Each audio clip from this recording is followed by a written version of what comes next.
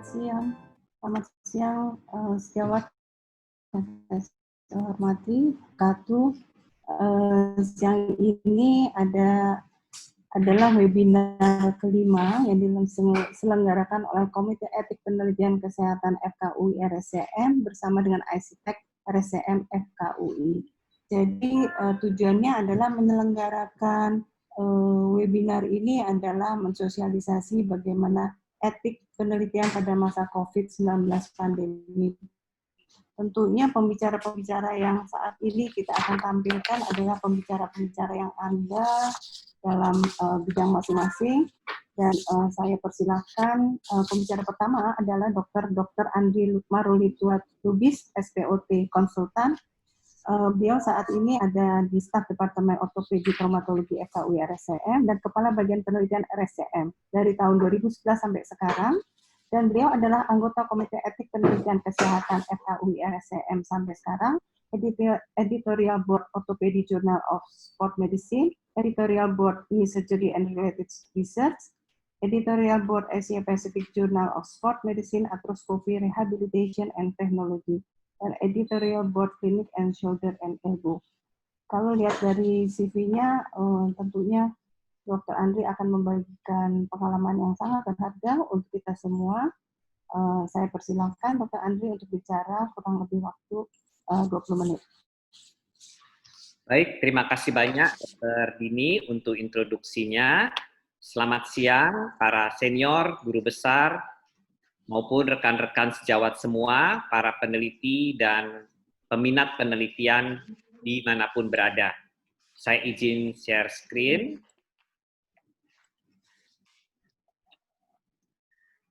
Baik, apakah dapat terlihat Dr. Dini? Terlihat, Dok. Saya maju dulu, bisa terlihat, Dok? Ya, silakan. Baik. Terima kasih Dr. Dini. Baiklah, Profesor, Dokter, maupun para peneliti semua, terima kasih atas kesempatan yang baik ini yang diberikan kepada kami untuk share tentang pengelolaan penelitian di rumah sakit pada masa pandemi. Kami juga berterima kasih kepada ICTEC yang sudah senantiasa mensupport webinar dari Komite Etik Penelitian Kesehatan FKUI RSCM hingga seri yang kelima ini. Terima kasih banyak kepada Dr. Teddy dan seluruh tim dari ICTEC. Baiklah, pada siang hari ini saya share mengenai pengelolaan penelitian di rumah sakit pada masa pandemi. Karena kita tahu pandemi ini membuat banyak sekali tantangan, termasuk mengenai penelitian-penelitian yang berlangsung. Kita tahu bahwa subjek penelitian kita, mereka adalah para pahlawan yang harus kita hargai.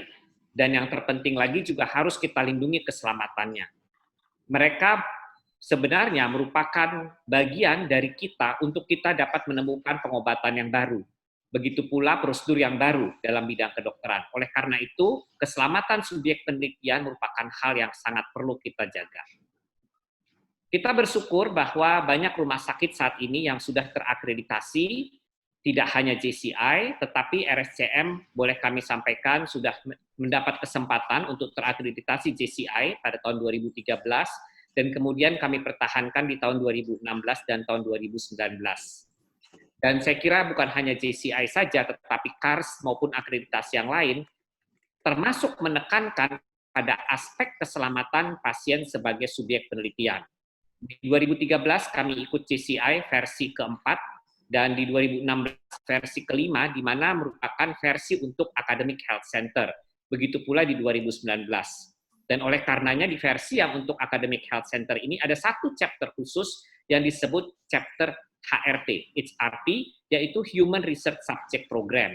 Dan ini memang merupakan suatu cara untuk memaksa kami membuat peraturan dan regulasi melindungi subjek penelitian, yang mungkin dulunya tidak terlalu kami sadari. Mengapa hal ini penting? Karena misalkan dalam standar HRP dikatakan bahwa pimpinan rumah sakit bertanggung jawab untuk melindungi subjek penelitian manusia. Jadi, apapun yang terjadi terhadap subjek penelitian, tanggung jawab akhir adalah pada pimpinan rumah sakit, dalam hal ini direktur utama. Sebenarnya direktur utama mengambil alih tanggung jawab utama apabila misalkan tidak ada yang bertanggung jawab terhadap suatu kejadian pada pasien. sekalipun misalkan suatu penelitian itu bersponsor, dan dalam MOU-nya sudah ada ketentuan mana-mana yang menjadi tanggung jawab sponsor, tetapi sekiranya, mudah-mudahan tidak terjadi, tetapi sekiranya sponsor lari dari tanggung jawab, maka tanggung jawab tetap ada pada pimpinan rumah sakit. Karena pimpinan rumah sakit tidak mungkin lari dari tanggung jawab terhadap subjek penelitian. Oleh karena itu, sejak awal-awal sekali rumah sakit terakreditasi, ini menjadi modal kami untuk akhirnya kami pakai juga pada saat pandemi ini. Di mana dikatakan bahwa seluruh kegiatan penelitian yang dilakukan di rumah sakit harus sesuai dengan kode etik dan perilaku profesional penelitian. Saya kira ini sudah sering dibahas dalam seri pertama sampai keempat dari webinar Komite Etik. Kemudian rumah sakit bertanggung jawab terhadap keselamatan pasien yang menjadi subjek penelitian. Jadi tanggung jawab akhir atau yang paling atas adalah di rumah sakit. Dan dulu banyak yang tidak menyadari, termasuk saya, bahwa pasien itu bukanlah milik peneliti, bukan milik BPJP, bukan milik rumah sakit sebagai korporat. Nah, ini yang harus disadari sehingga sebenarnya kita perlu meminta izin kepada rumah sakit. Oleh karena itu, perlu suatu alur yang kita ingat dimanapun ini sebenarnya berlaku, bahwa seseorang mau meneliti, dia harus mendapatkan lolos kaji etik dari Komite Etik Penelitian Kesehatan. Tetapi kita harus ingat bahwa surat keterangan lolos kaji etik yang kami berikan sebagai Komite Etik bukanlah merupakan izin lokasi penelitian. Itu adalah suatu pernyataan dari Komite Etik berdasarkan telaah yang sangat mendalam di suatu forum bahwa penelitian ini secara etis dapat dilaksanakan, tetapi belum merupakan izin untuk melakukan penelitian. Izin lokasi penelitian dikeluarkan oleh pimpinan tempat penelitian dilangsungkan. Misalkan di rumah sakit, maka dari Direktur Utama Rumah Sakit. Misalkan ada sejawat yang mau melakukan penelitian pada murid-murid SMA, maka izin lokasinya diminta dari kepala sekolah SMA tersebut. Dan ini kita harus ingat bahwa penelitian dan perekrutan subjek penelitian baru boleh dilakukan setelah mendapat lolos kaji etik dan izin lokasi penelitian. Bahkan sampai sekarang, kadang-kadang ada mungkin peneliti yang belum tersosialisasi, mereka misalkan melakukan penelitian, sesudah mendapat lolos kaji etik, padahal itu belum seharusnya. Sesudah dia mendapat izin lokasi, baru dia dapat melakukan penelitian. Saat melakukan sosialisasi, kadang-kadang saya mengambil contoh gampang seperti ini. Surat keterangan lolos kaji etik itu mirip-mirip STR. Kalau seorang dokter mau praktik, dia punya STR dulu pertama. Tapi dengan STR saja belum bisa praktik, dia harus urus surat izin praktik. Tetapi surat izin praktik tidak bisa diurus kalau tidak punya STR. Jadi lolos kaji etik yang pertama, dan sesudah itu surat izinnya yang kedua. Sesudah punya dua-duanya, barulah seorang peneliti dapat melakukan perekrutan subjek penelitian. Dan sangat disayangkan, kemudian pandemi COVID datang, kita tahu bahwa di Indonesia dideklar pada tanggal 2 Maret 2020, dan kami merasa syukur juga bahwa kami mempunyai modal SPO-SPO yang sudah cukup mumpuni, sehingga pada saat masuk pandemi COVID ini kita mempunyai modalitas. Meskipun tetap ini merupakan suatu tantangan yang besar. Kami bersyukur juga, dan saya rasa ini bukan hanya di rumah sakit kami, di rumah sakit yang lain juga demikian, bahwa banyak unit yang mensupport penelitian, termasuk pada masa pandemi. Dan sebenarnya unit-unit tersebut harus kita ajak berkolaborasi, bekerja sama, supaya kita bisa membantu para peneliti. Komite Etik Penelitian Kesehatan sangat membantu kami. Kadang-kadang ketua Komite Etik bahkan telepon saya selaku kepala bagian penelitian bisa jam 11:30 malam, untuk tujuannya supaya bisa membantu para peneliti. Kemudian juga manajer riset di tempat kami di FKUI, ada manajer riset yang membantu. Koordinator penelitian di departemen juga dilibatkan, karena banyak sekali peneliti ini yang mungkin memerlukan bantuan koordinasi dari koordinator penelitiannya. Dan kita perlu berbicara dengan koordinator penelitian, sehingga koordinator penelitian bisa membantu kita dalam mengkoordinasikan para peneliti. Di tempat kami ada juga unit CEBM, Clinical Epidemiology and Evidence-Based Medicine, yang saat ini sedang diketuai oleh Profesor Siti Setiati, sementara Komite Etik diketuai Profesor Rita Sitorus. Kami bekerja sama dengan semua unit ini, sehingga kita bisa melakukan sinergi dengan peneliti untuk mengawal keselamatan subjek penelitian. Di awal pandemi COVID, banyak rumah sakit itu mengalami masalah dalam menentukan alur. Rumah sakit kami juga demikian, sehingga kami harus menentukan mana alur pasien yang di zona hijau, zona kuning, zona merah, dan oleh karenanya akan sangat berisiko apabila terlalu banyak peneliti dari luar yang masuk ataupun hilir mudik di rumah sakit kami. Oleh karena itu pada pertengahan Maret dan sampai sekarang karena COVID sepertinya di Jakarta kembali meningkat, kami mengeluarkan kebijakan untuk sementara menyetop dulu peneliti-peneliti dari luar lingkungan RSCM maupun FKUI yang di dalam RSCM FKUI dapat tetap melangsungkan. Akan tetapi bukan berarti tertutup semua kemungkinan. Bisa saja apabila ada peneliti dari luar yang mempunyai ide yang sangat baik ataupun departemen yang lain dapat menghubungi para peneliti di rumah sakit kami sehingga nanti mereka tidak perlu datang terlalu sering, tetapi peneliti rumah sakit kami menjadi bagian dari tim penelitian tersebut. Nah, ini yang mungkin juga sekedar sharing, siapa tahu hal tersebut bermanfaat juga untuk di rumah sakit yang lain.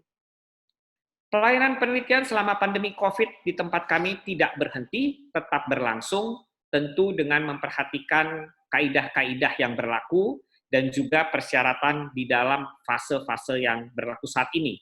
Staf kami menggunakan alat pelindung diri, di samping juga pelindung dari komunikasi langsung, menggunakan masker, kemudian face shield, untuk menjaga keselamatan. Nah, bagaimana dengan penelitian non-COVID yang sudah terlanjur memang ada di rumah sakit? Terus terang ada beberapa penelitian yang terpaksa ditunda. Ditunda bukan karena COVID-nya saja, tetapi karena memang jumlah pasiennya menurun. Karena memang masih ada ketakutan pada sebagian pasien untuk berobat pada saat ini. Mereka cenderung kalau tidak memang betul-betul perlu tidak datang ke rumah sakit. Dan hal seperti ini kami terima dan kami ingatkan kepada para peneliti untuk melakukan amandemen kepada komite etik yang mengeluarkan lolos kaji etik dan kepada direktur yang mengeluarkan surat izin lokasi. Kemudian ada penelitian yang perlu modifikasi, karena misalkan tidak mungkin melakukannya persis seperti protokol awal terkait karena adanya pandemi COVID-19 ini. Sekali lagi, kami juga meminta mereka untuk melakukan amandemen kepada komite etik dan kepada direktur. Dan ada juga penelitian yang kami sarankan untuk menjadi penelitian multisenter. Jadi karena tidak cukup di satu tempat, maka mengikut sertakan rumah sakit ataupun center lain, tetapi yang bersangkutan tidak perlu terlalu sering datang ke tempat lain, tetapi mengajak sejawatnya untuk ikut bersama meneliti. Dan jangan lupa hal tersebut juga memerlukan amandemen. Dan perlu diingatkan kepada seluruh sejawat maupun rekan-rekan peneliti agar tetap senantiasa mengikuti protokol kesehatan sesuai dengan yang dilaksanakan dalam kebijakan rumah sakit tempat penelitian tadi berlangsung. Lalu bagaimana dengan penelitian yang terkait COVID-19? Terus terang, Rumah Sakit RSCM memang akhirnya juga menjadi rumah sakit rujukan COVID, salah satu rumah sakit rujukan COVID. Dan di RSCM kami membuat suatu gedung yang memang sudah ada sebelumnya, menjadi tempat pasien-pasien COVID, disebut Kiara Ultimate, dan banyak juga penelitian-penelitian yang menawarkan untuk melibatkan RSCM. Jadi dengan adanya pandemi COVID-19 ini, tetapi orang-orang banyak ingin meneliti, kami selalu mempunyai moto yaitu siap membantu melayani dengan standar prosedur operasional. Jadi syukur sudah ada standar prosedur operasional yang memang sudah ada sejak sebelum COVID, sehingga SPO tadi dapat kami pakai pada saat COVID melanda dan penelitian berlangsung. Dan merupakan suatu masalah yang perlu disikapi karena banyaknya penawaran kerjasama penelitian COVID-19. Banyak sekali. Kemudian banyak juga permohonan sebagai tempat penelitian untuk uji klinis COVID-19. Dari berbagai pihak menawari kami untuk ikut serta, dan tentu kami menyambut baik. Dan kami memerlukan suatu koordinasi penelitian COVID-19 di rumah sakit agar penelitiannya tidak tumpang tindih. Karena bisa saja ada suatu pemikiran penelitian, kemudian dipikirkan lagi oleh pihak lain, tetapi ternyata sama. Nah, inilah kepentingannya kita harus mengkoordinasikan. Koordinasi ini penting dan kami laksanakan dalam bentuk pertemuan virtual, karena kalau pertemuan yang langsung mungkin agak sulit, dengan melibatkan berbagai pihak, direksi kami libatkan, baik itu atasan kami langsung, yaitu Direktur Pengembangan Pemasaran, tetapi juga Direktur Medik, karena Direktur Medik ini yang perlu juga mengetahui kondisi pasien. Kami melibatkan Komite Etik Penelitian Kesehatan, kami sendiri dari bagian penelitian, beserta para koordinator, lalu manajer riset, unit CIBM, para peneliti kami ajak untuk bertemu bersama, dan jangan lupa perlu juga untuk melibatkan unit pelayanan COVID-19-nya. Misalkan di tempat kami, Kiara Ultimate, itu kami ajak ikut serta. Karena kalau tidak, itu beberapa kali pada awal penelitian dilaksanakan, mereka bingung. Mereka menghubungi langsung, ini kok ada pasien kami mau pindahkan, ternyata belum bisa. Ternyata alasannya karena pasien ini dipakai sebagai pasien penelitian. Jadi ini yang kami kira sangat perlu untuk melakukan koordinasi berbagai unit yang bergerak dalam bidang penelitian, para peneliti maupun tempat lokasi di mana penelitian tadi dilaksanakan, sehingga tidak menimbulkan kebingungan. Memang sulit untuk tatap muka, oleh karena itu kita mengadakan pertemuan virtual, dan di tempat kami menargetkan ini dilangsungkan setiap 3 minggu, supaya semuanya saling terupdate. Sebelum masa pandemi COVID, kami sudah terbiasa melakukan monitoring, karena ini merupakan tanggung jawab sebenarnya dari Komite Etik Penelitian Kesehatan dan juga tanggung jawab dari bagian penelitian. Oleh karena itu, kami melakukannya 2 kali sebulan. Ini adalah gambar sebelum pandemi, mungkin ada yang heran mengapa tidak memakai masker, ini adalah sebelum pandemi, jadi kita bisa melihat ini adalah monitoring dan evaluasi ke departemen untuk melihat berkas-berkas dari kelengkapan, termasuk inform consent, kemudian case yang disimpan, CRF-nya, dan berbagai macam berkas dokumen yang harus dilihat. Tetapi di samping itu, kami bersama Komite Etik juga melakukan telusur pasien, semacam sidak, di mana ini tidak diketahui oleh peneliti ataupun departemennya, kami mengunjungi pasien untuk bisa mendapatkan informasi. Apakah pasien mendapat penjelasan yang cukup jelas? Jangan sampai pasien tidak tahu bahwa dia sebetulnya merupakan subjek dari suatu penelitian. Pasien harus tahu siapa yang menjadi peneliti utama atau yang dapat dia tanyakan tentang penelitiannya, yang dapat dia hubungi. Dan bagaimana inform consent misalnya ditanyakan, apakah inform consent didapat pada saat pasien dalam kondisi yang cukup baik, bukan misalkan dalam keadaan terburu-buru. Jadi ini memang sudah kegiatan rutin yang kami laksanakan umumnya 2 kali sebulan sebelum COVID-19 melanda RSCM maupun Indonesia. Sesudah COVID-19 ada, kami tidak stop, tetapi memang mengubah cara. Ini misalkan cara monitoring yang dilakukan oleh Komite Etik maupun bagian penelitian, kami melakukan hubungan dengan site di mana penelitian tadi dilaksanakan, di kantornya, dan kemudian menunjukkan dokumen. Ini yang saat ini sedang berlangsung, dan mungkin nanti ke beberapa saat ke depan, kami berencana untuk mengadakan kombinasi.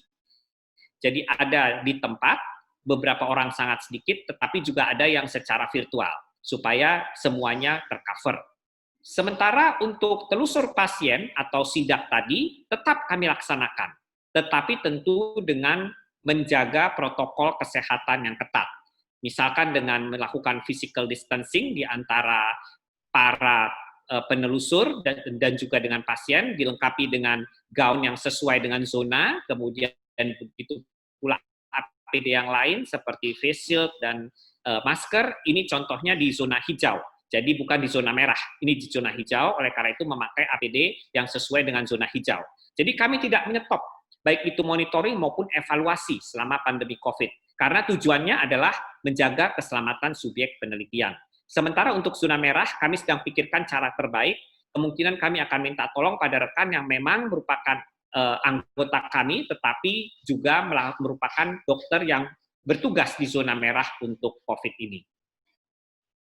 Nah, ini adalah beberapa tantangan penelitian COVID-19 yang kami lihat, yaitu bisa berpacu dengan waktu karena memang COVID ini berubah dengan sangat cepat, oleh karena itu banyak yang ingin melihat hasil dari penelitian. Randomisasi perlu diperhatikan, ada masalah dengan peneliti yang sangat sibuk, kemudian tim Pinere yang sangat sibuk, mungkin ada yang belum tahu apa itu Pinere, jadi ini Pinere adalah penyakit infeksi emerging dan re-emerging. Jadi biasanya kalau penyakit-penyakit infeksi termasuk COVID ini yang menangani ada dokter-dokter Pinere, umumnya penyakit dalam infeksi tropik dan juga pulmonologi dan dokter-dokter terkait. Ada beberapa uji klinis yang berlangsung, jumlah pasien kadangkala terbatas, swab pasien negatif, dan hasil laboratorium yang sering lama. Berpacu dengan waktu ini perlu kita atasi, bekerja sama dengan komite etik penelitian, sehingga komite etik dan kita bisa saling support, supaya surat izin maupun kaji etik bisa berlangsung dengan cepat. Mempercepat komunikasi, birokrasi kita pangkas, yang tadinya mungkin perlu waktu cukup beberapa hari, kita pangkas menjadi lebih singkat lagi. Randomisasi juga merupakan suatu hal yang sangat penting diperhatikan. Kita harus ingatkan para peneliti bahwa randomisasi ini harus ditentukan dalam desain penelitian, disebutkan di awal, dan dilakukan sebelum subjek direkrut. Harus dilakukan dengan cara yang benar, tidak boleh satu kelompok tercapai jumlahnya, baru merekrut kelompok lain. Mungkin kita ada yang menganggap masa ini bisa terjadi, pada saat agak situasi yang sangat sibuk, ini bisa terjadi. Dan sewaktu kami mengadakan pertemuan dengan para peneliti pada tahap awal, ada yang rupanya lupa. Jadi waktu kami tanya, sudah dapat berapa? Penelitinya menyebut dapat sekian. Kemudian kami tanyakan, masing-masing AM dapat berapa? Kemudian penelitinya menyebutkan semuanya ada di satu AM. Lupa bahwa randomisasinya sebetulnya sudah ada, tapi lupa dilaksanakan karena terlalu sibuk. Nah, ini yang perlu kita ingatkan berkali-kali. Dan harus sesuai dengan proposal. Apakah double blind, single blind, atau memang tidak ada blinding. Lalu menggunakan placebo atau tidak. Dan kadang-kadang, ini saya belajar dari Prof. Rianto, senior kami di komite etik, dapat dilakukan interim analysis di tengah-tengah penelitian, tetapi dengan persetujuan komite etik, untuk menilai efektivitas dan keamanan. Kalau memang ternyata sudah terbukti bermanfaat, maka memang mungkin penelitiannya dapat dihentikan. Tapi dengan syarat bahwa angka kemaknaannya harus lebih kuat daripada yang direncanakan. Atau mungkin ada yang hasilnya tidak berbeda, maka juga perlu dipertimbangkan. Selain itu, peneliti yang sangat sibuk perlu disikapi dengan perlu melibatkan tim dan pertemuan rutin yang dapat dilangsungkan secara virtual, seperti tadi, asisten penelitian perlu mendapat penjelasan yang benar, karena mereka sering yang berhubungan langsung dengan subjek. Oleh karena itu, peneliti utama perlu mengupdate mereka dengan benar. Dan sebaiknya seorang peneliti jangan terlibat terlalu banyak penelitian. Mungkin kita melihat ada beberapa orang dia terlibat di banyak penelitian, dan disinilah sebetulnya fungsi korporat untuk bisa mengatur bagian-bagian mana yang seorang peneliti dapat menjadi peneliti utama. Begitu pula tim pionir yang sibuk, dan ini harus kita hargai. Oleh karena itu selayaknya mereka sebenarnya dapat menjadi peneliti utama. Tetapi karena kesibukannya, mereka bisa minta bantuan peneliti lain sebagai PIC.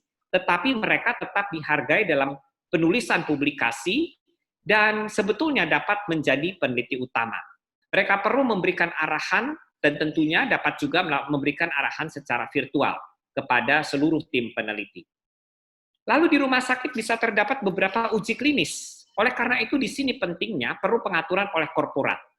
Dan perlu pertemuan secara virtual juga bisa dengan korporat, dengan tim peneliti dari berbagai uji klinis tadi, sehingga bisa disepakati. Kelompok saya akan mengambil pasien ini, kelompok peneliti yang lain akan mengambil pasien yang mana. Jangan sampai terjadi rebutan pasien. Dan korporat harus tanggap terhadap perubahan protokol penelitian. Kita tahu misalkan di Solidarity Trial ada perubahan dalam hidroksikloroquine, korporat juga harus tahu. Dan saya mendapat informasi bahwa subjek yang gagal terapi dapat dipertimbangkan untuk ikut dalam penelitian lain. Tetapi yang paling penting, mekanismenya harus benar. Harus sesuai dengan kriteria inklusi penelitian yang berikut, dan harus dilakukan randomisasi ulang. Jadi tidak bisa langsung saja begitu tanpa ada randomisasi. Jumlah pasien kadangkala terbatas, contohnya di bulan Mei, di mana Jakarta mulai agak turun, dan juga Juni. Pengaturan oleh korporat menjadi penting. Jangan sampai terjadi rebutan pasien oleh para peneliti. Dan kadangkala perlu membina, mencari jejaring rumah sakit yang lain, supaya kita bisa melakukan penelitian bersama. Ya, sayang sekali saat ini COVID di 2 minggu terakhir ini kembali meningkat di Jakarta, tetapi dari segi penelitian, para peneliti mendapat subjek penelitian lagi, tetapi memang ada peningkatan jumlah pasien dalam 2 minggu terakhir. Ini juga merupakan suatu masalah, swab pasien yang negatif. Sebagian besar penelitian uji klinis kita tahu memerlukan swab yang positif. Dan kita perlu perhatikan cara pengambilan spesimen yang harus tepat, dengan viral transfer medium yang tepat, yang baik, dan transport spesimen juga caranya harus baik. Dan kami mendapat banyak masukan, kami juga melakukan sharing dengan tim di Belanda, kami mendapat masukan bahwa pada awalnya kemungkinan virus ini ada di saluran nafas atas, tetapi kemungkinan dia akan menuju ke saluran nafas bawah, sehingga perlu alat khusus, apakah itu bronkoskopi atau nafas, ataupun alat lain untuk mengambil ke tempat yang tepat, sehingga lebih dapat dipertanggungjawabkan hasilnya. Ini menjadi masalah pada awal-awal pandemi, hasil laboratorium yang lama, sehingga perjalanan penyakit berubah, yang tadinya ada masuk dalam kriteria inklusi suatu penelitian, bisa berubah masuk dalam kriteria eksklusi.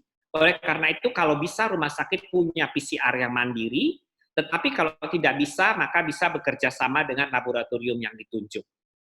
Pendanaan penelitian perlu dipikirkan, kita bisa dapat support dari rumah sakit, dana dari fakultas dan dari universitas, juga dari dana kementerian dan sumber dana lain sebenarnya saat ini sangat banyak, dan rumah sakit bisa maju sebagai suatu korporat untuk berusaha mendapatkan dana tersebut. Sebelum saya mengakhiri presentasi saya ingin sedikit share tentang salah satu bagian dari HRP, ya ini sebetulnya chapter 6 dari HRP mengenai pasien safety, di mana dikatakan bahwa ini tidak terkait COVID saja, rumah sakit harus mengintegrasikan program riset subjek manusia ke dalam program mutu dan keselamatan rumah sakit. Artinya, pasien yang merupakan pasien subjek penelitian harus diperlakukan sama persis dengan pasien biasa di rumah sakit. Artinya, jangan sampai mentang-mentang dia merupakan pasien penelitian, lalu ada prosedur yang dilangkahi. Jadi, perlakukanlah pasien penelitian, manakala dia ada di rumah sakit, apakah itu rawat jalan maupun rawat inap, sebagai pasien rumah sakit biasa. Kalau terjadi sesuatu, alurnya harus seperti pasien biasa. Nah, ini misalkan satu pedoman apabila terjadi serious adverse event, maka penelitian yang melakukan penelitian di rumah sakit harus melaporkan kejadian yang tidak diharapkan tadi atau nyaris cedera melalui sistem pelaporan insiden rumah sakit. 1 kali 24 jam harus dilaporkan kepada komite mutu. Justru komite mutulah yang harus pertama-tama kali mengetahui terjadi severe adverse event. Kenapa? Karena komite mutu harus segera mengambil tindakan apa yang harus dilakukan terhadap pasien tersebut. Dan juga dalam 1 kali 24 jam harus dilaporkan kepada sponsor apabila penelitiannya ada sponsor. Dalam waktu 3 kali 24 jam harus dilaporkan ke Komite Etik Penelitian Kesehatan melalui suatu formulir yang sudah ditetapkan. Message-nya adalah komite mutu harus segera mendapat informasi mengenai apa yang terjadi dan harus dapat mengambil tindakan sehingga pasien tadi dapat diselamatkan. Ini yang tidak boleh diabaikan karena kadangkala kalau kita bertemu peneliti, bisa saja mereka mengatakan, oh ini pasien penelitian, maka tidak perlu mengikuti ini. Tidak bisa seperti itu. Manakala pasien penelitian menjadi pasien rumah sakit, maka dia harus diperlakukan sama persis seperti pasien-pasien yang lain di rumah sakit. Saya kira itu yang bisa kami sampaikan. Mudah-mudahan pandemi COVID cepat selesai, tetapi selama pandemi berlangsung, kita tetap melakukan penelitian pada pasien-pasien non-COVID maupun pasien COVID secara bertanggung jawab, sehingga subjek penelitian dapat tetap kita jaga keselamatan dan kesejahteraannya. Terima kasih, saya kembalikan kepada Dr. Dini sebagai moderator.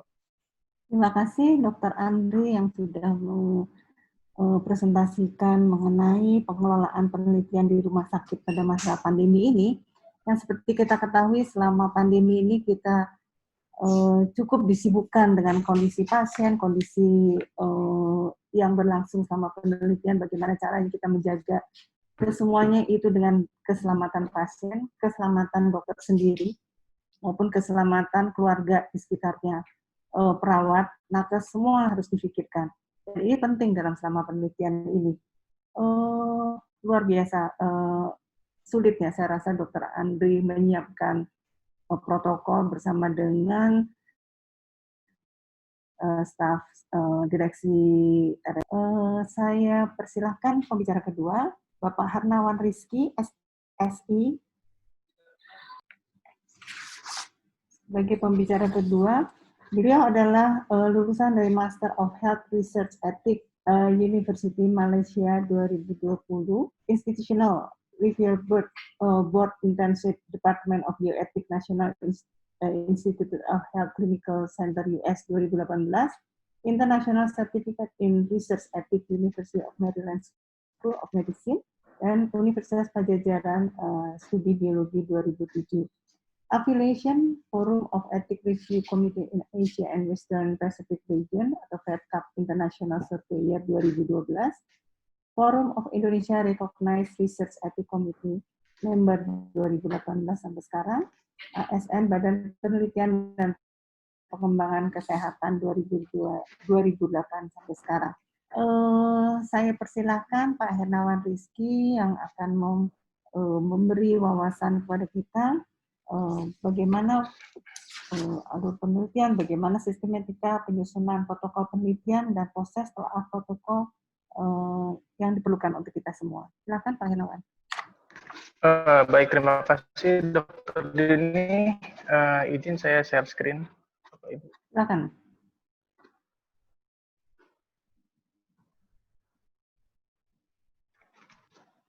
Baik, apa sudah muncul, Dr. Dini? Ya, silakan. Ya, kelihatan jelas. Baik, Assalamualaikum warahmatullahi wabarakatuh. Yang saya hormati Bapak Ibu Guru Besar di UI, terima kasih atas kesempatannya pada Profesor Rita dari Komisi Etik Penelitian FKUI RSCM yang telah memberikan kesempatan kepada kami, pada ICTech yang telah memfasilitasi webinar ini. Baik, untuk materi yang saya coba sampaikan saat ini adalah mengenai sistematika penyusunan protokol, penelitian, dan proses telah protokol itu sendiri di Komisi Etik Penelitian Kesehatan. Selama ini banyak pertanyaan dari para peneliti sebetulnya, apa sih yang diperlukan untuk kita dalam melakukan suatu penelitian? Apakah bentuknya itu proposal atau protokol? Nah, dalam hubungannya dengan Komisi Etik, yang diperlukan sebetulnya adalah yang lebih detail. Jadi, proposal atau protokol ini adalah perbedaan istilah saja. Hanya saja yang umum dipakai itu istilahnya adalah protokol.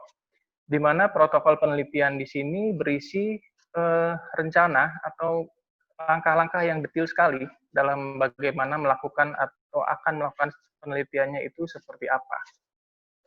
Ini ada di dalam Kamus Kesehatan, definisi ini. Di dalam protokol penelitian ini, yang harus dilampirkan selain dari protokolnya itu sendiri, juga ada instrumen penelitian, lalu ada PSP atau Informed Consent, lalu kalau untuk penelitian klinis tentunya ada Case Report Form, juga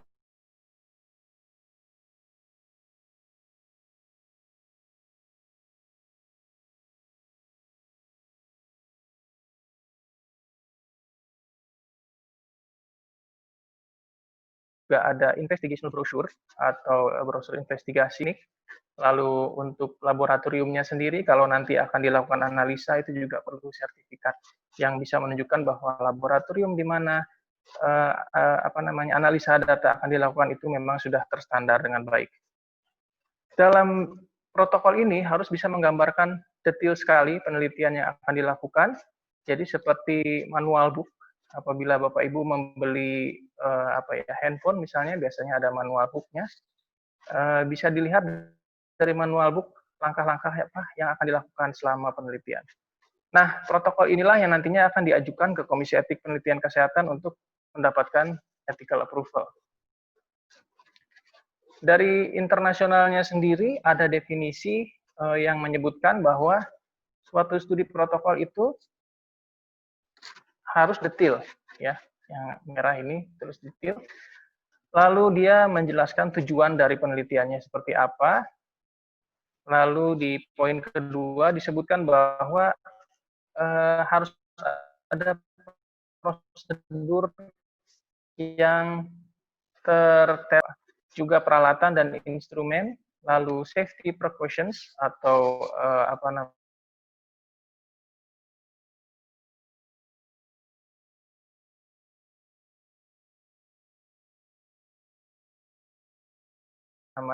hal-hal apa yang perlu dilakukan dalam menjaga keselamatan itu untuk menjamin nanti ke kualitas dari penelitian itu sendiri. Adapun elemen dalam protokol penelitian ini saya coba bagi dua. Ada dua aspek, yaitu aspek ilmiah dan aspek etik yang sangat berkaitan satu sama lain. Aspek ilmiah tentu saja kita perlu ada judul yang bisa menggambarkan apa sih yang akan dilakukan dalam penelitian ini. Lalu rasional, alasannya, atau apa yang menyebabkan penelitian ini perlu dilakukan. tujuan tentu saja ada tujuan umum dan khusus, lalu sample size, kriteria inklusi dan eksklusi, dan tentu saja metode, terutama bagaimana merekrut subjek, analisis data juga diperlukan. Kalau dari sisi etiknya, itu dalam protokol perlu disebutkan kualifikasi dari peneliti utamanya, juga timnya, bagaimana resiko dan manfaatnya penelitian yang akan dilakukan ini, apakah melibatkan subjek rentan. Nah, dihubungkan dengan COVID saat ini, kebanyakan subjek adalah menjadi rentan, apalagi kalau statusnya adalah orang yang positif COVID. Lalu berikutnya masalah etiknya adalah privasi dan konfidensialitas dan juga kerahasiaan data. Dan aspek etik yang sangat penting juga adalah mengenai PSP-nya. Jadi prosesnya bagaimana, siapa yang memberikan PSP, di mana dan kapan. Itu perlu dijelaskan dalam suatu protokol penelitian. Nah, ini apa sih yang membuat suatu riset itu menjadi baik adalah tentu saja good science dan good ethics. Jadi kedua hal ini tidak bisa dipisahkan satu sama lain, ini saling berkaitan. Kita akan coba lihat nanti satu persatu.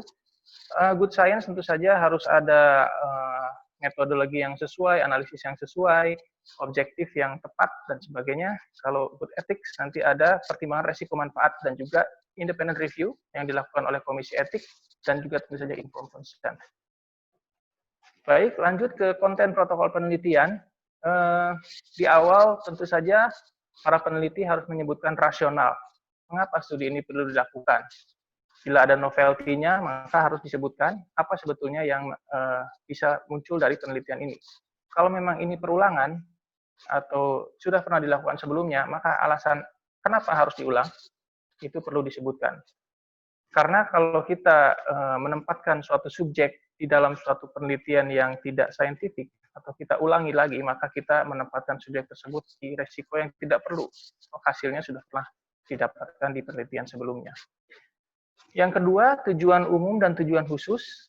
Nah, tujuan khusus ini harus dijelaskan metodenya masing-masing untuk mencapainya atau mendapatnya. Biasanya tujuan umum itu secara general, tujuan khusus biasanya ada 2 atau 3. Masing-masing tujuan khusus ini harus punya metode, sehingga bisa terjawab nanti apa sebetulnya yang ingin diraih dalam penelitian ini.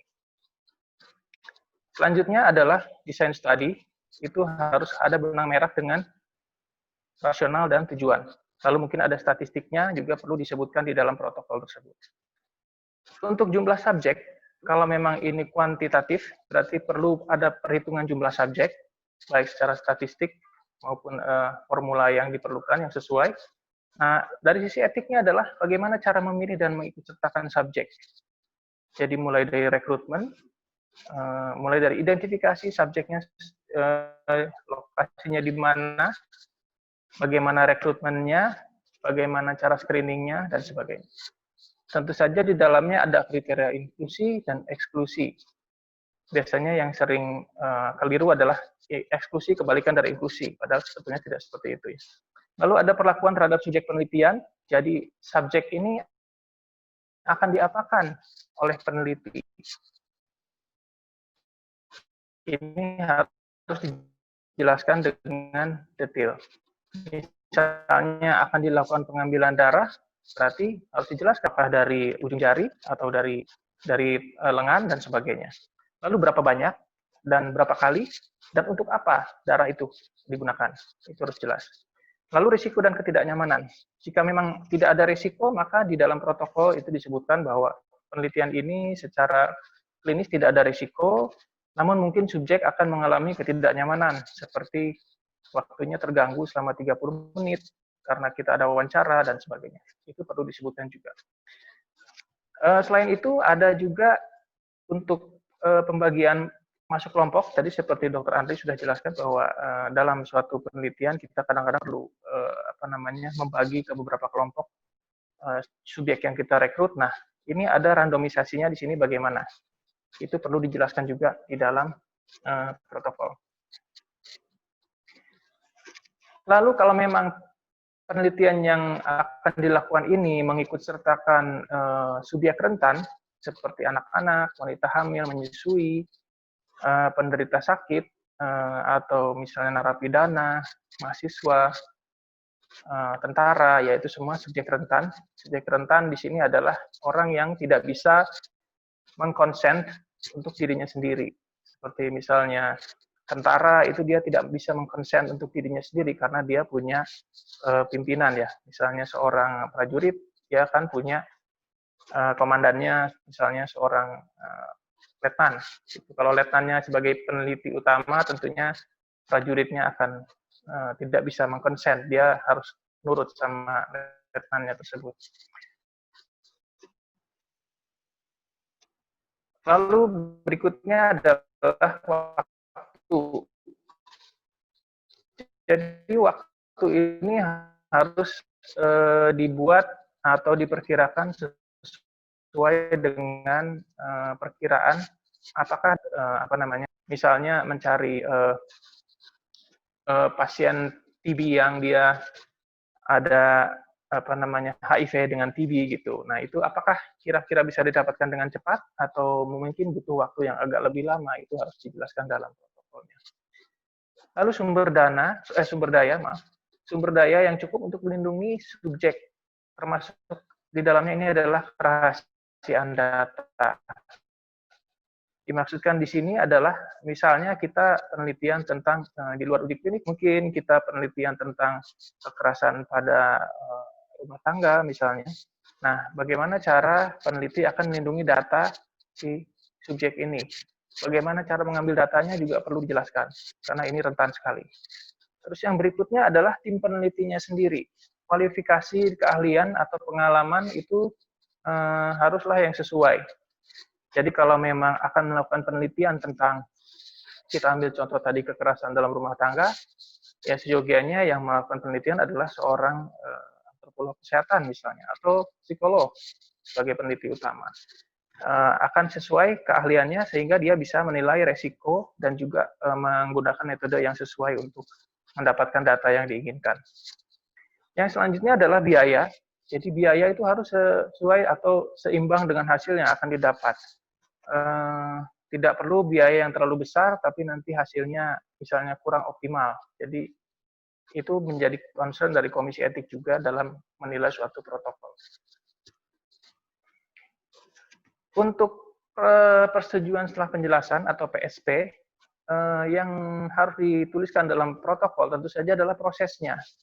Prosesnya harus dijelaskan dengan detail sekali. Misalnya subjek yang kita ambil adalah rentan. Misalnya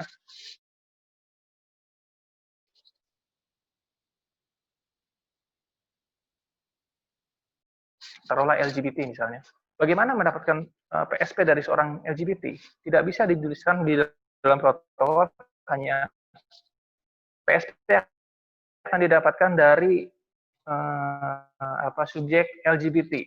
Nah, yang perlu dijelaskan adalah bagaimana cara memperoleh subjeknya, lalu bagaimana prosedur atau proses pemberian PSP itu sendiri, karena kita tahu LGBT ini stigmanya kurang baik ya di sini.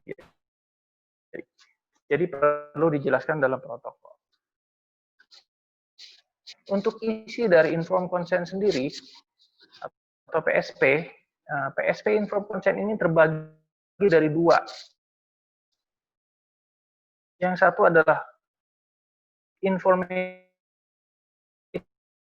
sheet atau lembar informasi, yang information sheet itu dan juga dia sebagai subjek ini sifatnya sukarela, kalau memang tidak berkenan tidak apa-apa, tidak ada penalti dan sebagainya. Lalu kompensasi apa yang akan diberikan? Resiko dan manfaat ini yang sangat penting. Jadi resiko apa yang akan dialami oleh si subjek? Kalau tidak ada resiko ya kita tulis. Tidak ada resiko langsung yang akan Bapak atau Ibu alami, akan tetapi mungkin ada rasa ketidaknyamanan dan sebagainya. Manfaat juga harus jelas. Kalau memang ada manfaat langsung, maka perlu dituliskan. Penelitian ini akan bermanfaat langsung bagi Bapak seperti apa. Tapi kalaupun tidak, itu perlu dituliskan juga. Penelitian ini mungkin tidak akan bermanfaat secara langsung kepada Bapak Ibu, akan tetapi misalnya kebijakan kesehatan dan sebagainya. Jangan lupa akses terhadap hasil penelitian. Subjek ini sebetulnya dalam kapasitas tertentu itu dia berhak dia berhak tahu apa sih hasil penelitian yang dilakukan, karena toh datanya kita peroleh dari mereka juga. Dalam hubungannya dengan uji klinik, biasanya ada sponsor. Nah, kalau memang ada potensi konflik kepentingan antara peneliti dengan sponsor, itu harus dinyatakan di dalam protokol. Lalu juga dengan hak publikasi, biasanya ini untuk penelitian multi-center yang melibatkan beberapa sites, itu siapa yang berhak publikasi, ada multi PI-nya, ada beberapa, itu juga harus dijelaskan. Tentunya ada kontrak penelitian, perjanjian kerjasama, yang isinya harus mutual benefit ya, jadi kedua pihak harus post-trial access.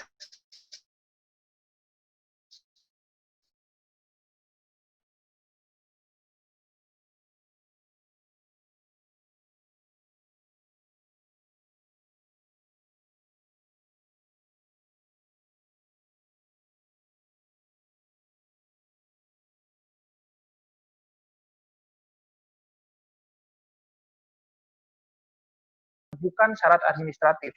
Jadi kalau ada pernyataan bahwa penelitian ini akan segera dilaksanakan, tinggal menunggu persetujuan komisi etik, itu tidak benar. Karena protokol harus atau akan dikaji secara mendalam, mulai dari rasionalnya, data-data pendukung, sampai kemungkinan nanti ke depannya risiko dan manfaatnya seperti apa. Kalau memang dinilai secara manfaat lebih besar daripada risiko, itu bisa disetujui. Ya, jadi kalau ada pernyataan seperti itu tidak benar. Harus ada pengkajian secara mendalam terlebih dahulu, secara saintifik. Nah, persetujuan etik atau ethical approval itu apa sih kegunaannya? Untuk subjek sendiri tentunya adalah dia ada kepastian perlindungan. Perlindungannya di mana? Perlindungannya adalah tercantum dalam dokumen protokol yang akan digunakan dalam penelitian. Ya, jadi persetujuan etik itu adalah persetujuan dokumen yang akan digunakan dalam penelitian. Sehingga apabila dokumen penelitian tersebut berubah, harus diamandemen. Apapun perubahannya, itu harus diajukan amandemen. Sehingga nanti persetujuan berikutnya adalah menyetujui perubahan yang terjadi. Apabila pelaksanaan penelitian berbeda dengan dokumen yang mendapatkan persetujuan etik, maka itu tidak bisa dipertanggungjawabkan lagi, bisa dicabut juga ethical approval-nya. Ya, jadi ini perlindungan untuk subjek. Untuk peneliti sendiri ada undang-undang terbaru, yaitu Undang-Undang Nomor 11 Tahun 2019, Usinas Iptek. Itu di sana disebutkan tentang fungsi dari komisi etik itu sendiri. Fungsi lain adalah sebagai prasyarat untuk publikasi ilmiah di jurnal internasional dan nasional. Saat ini tentu saja para peneliti sudah mengetahui ini ya, syaratnya harus ada ethical approval. Kalau tidak ada, biasanya tidak bisa dipublish. Selain itu juga untuk pencairan dana, donor agency. Persetujuan etik itu didapatkan sebelum penelitian dilaksanakan. Jadi tidak ada pemutihan, tidak ada tidak ada ini baru jalan sedikit kita bisa berikan ethical approval, tidak bisa. Tidak diberikan pada penelitian yang sudah berjalan. Kalaupun misalnya ada kehilafan dari peneliti atau lupa mungkin ya, dia belum mengajukan etik lalu sudah berjalan penelitiannya, maka data yang sudah terkumpul itu harus dihilangkan, artinya tidak dipakai. Karena kembali lagi tujuan dari ethical approval adalah perlindungan subjek manusia dengan atau melalui persetujuan yang diberikan kepada dokumen protokol penelitian. Apabila penelitian tersebut sudah berlangsung, berarti kan tidak ada gunanya lagi karena sudah dikerjakan, gitu ya. Lalu poin keempat, yang ketiga, apabila ada kerjasama internasional, ini peraturan internasional ini ya menyatakan bahwa ethical approval yang digunakan itu yang sah adalah di negara di mana tempat penelitian berlangsung. Sehingga apabila ada peneliti yang bekerja sama dengan taruhlah misalnya CDC Amerika misalnya mengadakan penelitian di Indonesia, lalu di Amerika sana sudah dapat ethical approval, dia akan mengambil datanya di sini, itu harus dapat ethical approval dari Indonesia. Kalau tidak, maka itu tidak sah. Tidak bisa dilakukan di Indonesia. Nah, bila ada perbedaan dalam proses penilaian dan persetujuan etik, maka yang diikuti adalah standarnya lebih ketat. Dalam hal ini di Indonesia ada KEPK atau Komisi Etik Penelitian yang telah terrekognisi internasional, ada 11. Jadi standar penilaian dan juga pengelolaan komisi etiknya sudah standar internasional. Adapun penelitian yang harus meminta ethical approval di sini adalah semua penelitian yang mengikut sertakan manusia sebagai subjek penelitian. Jadi pada awalnya ethical approval ini lebih banyak untuk penelitian kesehatan. Namun pada saat ini sudah sangat berkembang. Jadi penelitian sosial itu banyak mengikut sertakan manusia sebagai subjek. Ya, istilahnya adalah mengikut sertakan, bukan lagi menggunakan. Itu juga harus meminta ethical approval. Di sini yang perlu diperhatikan mungkin adalah definisi manusianya sendiri. Definisi manusia di sini adalah setiap informasi ataupun organ dari manusia yang masih bisa ditelusuri, itu kita anggap manusia. Misalnya dari peta DNA saja itu sekarang kita sudah bisa tahu ini miliknya siapa, bisa ditelusuri. Ya. Kalau di luar negeri sekarang sudah banyak situs yang untuk mencari family tree atau keturunan gitu ya, kita bisa memasukkan DNA kita, nanti kita dicari yang match siapa, kita bisa nemukan turunan kita mungkin di daerah lain itu bisa ketemu. Lalu yang kedua adalah penelitian yang menggunakan hewan percobaan. Menggunakan hewan percobaan di sini adalah preklinik, ya. Jadi hewan percobaan ini digunakan untuk penelitian sebelum uji klinik, ya, untuk obat, vaksin dan sebagainya. Aspek-aspeknya banyak sekali, bisa farmaseutika, alat kesehatan, radiasi dan sebagainya, bahkan rekam medis, ya. Adapun dalam etik penelitian kesehatan itu ada 3 prinsip yang selalu kita perhatikan, yaitu respect for person, beneficence, dan justice. Respect for person itu menghargai harkat martabat manusia, jadi seorang individu itu punya kemampuan untuk memutuskan mau ikut suatu penelitian atau tidak. Itu terjemahannya dalam informed consent. Lalu beneficence atau do no harm, berbuat baik, artinya suatu penelitian ini harus memenuhi prasyarat ilmiah dan manfaatnya harus lebih besar daripada risiko. Lalu justice adalah bagaimana memperlakukan atau membagi rata beban pada subjek yang direkrut, terutama perhatiannya pada kelompok rentan seperti tadi. Baik, untuk komisi etik sendiri, biasanya banyak pertanyaan dari para peneliti, terutama yang mengikutsertakan manusia, penelitiannya itu nanti mereka masuk ke komisi etik, itu dianggapnya kadang-kadang kok lama sekali, atau misalnya kok berbelit-belit dan sebagainya. Sebetulnya itu kita ada jenis-jenis telaahnya ya. Untuk jenis telaah ada telaah awal atau protokol pertama kali ditelaah. Jadi belum pernah sama sekali ditelaah oleh komisi etik untuk mendapatkan ethical approval. Lalu nanti ada telaah lanjutan. Artinya protokol ini sudah pernah mendapatkan ethical approval, sekarang mau diperpanjang, atau misalnya protokolnya ini memang jangka panjang, misalnya 5 tahun. Nah, protokol yang berlangsung selama 5 tahun ini, setiap tahun itu harus diperpanjang ethical approval-nya dengan menyerahkan laporan kemajuan.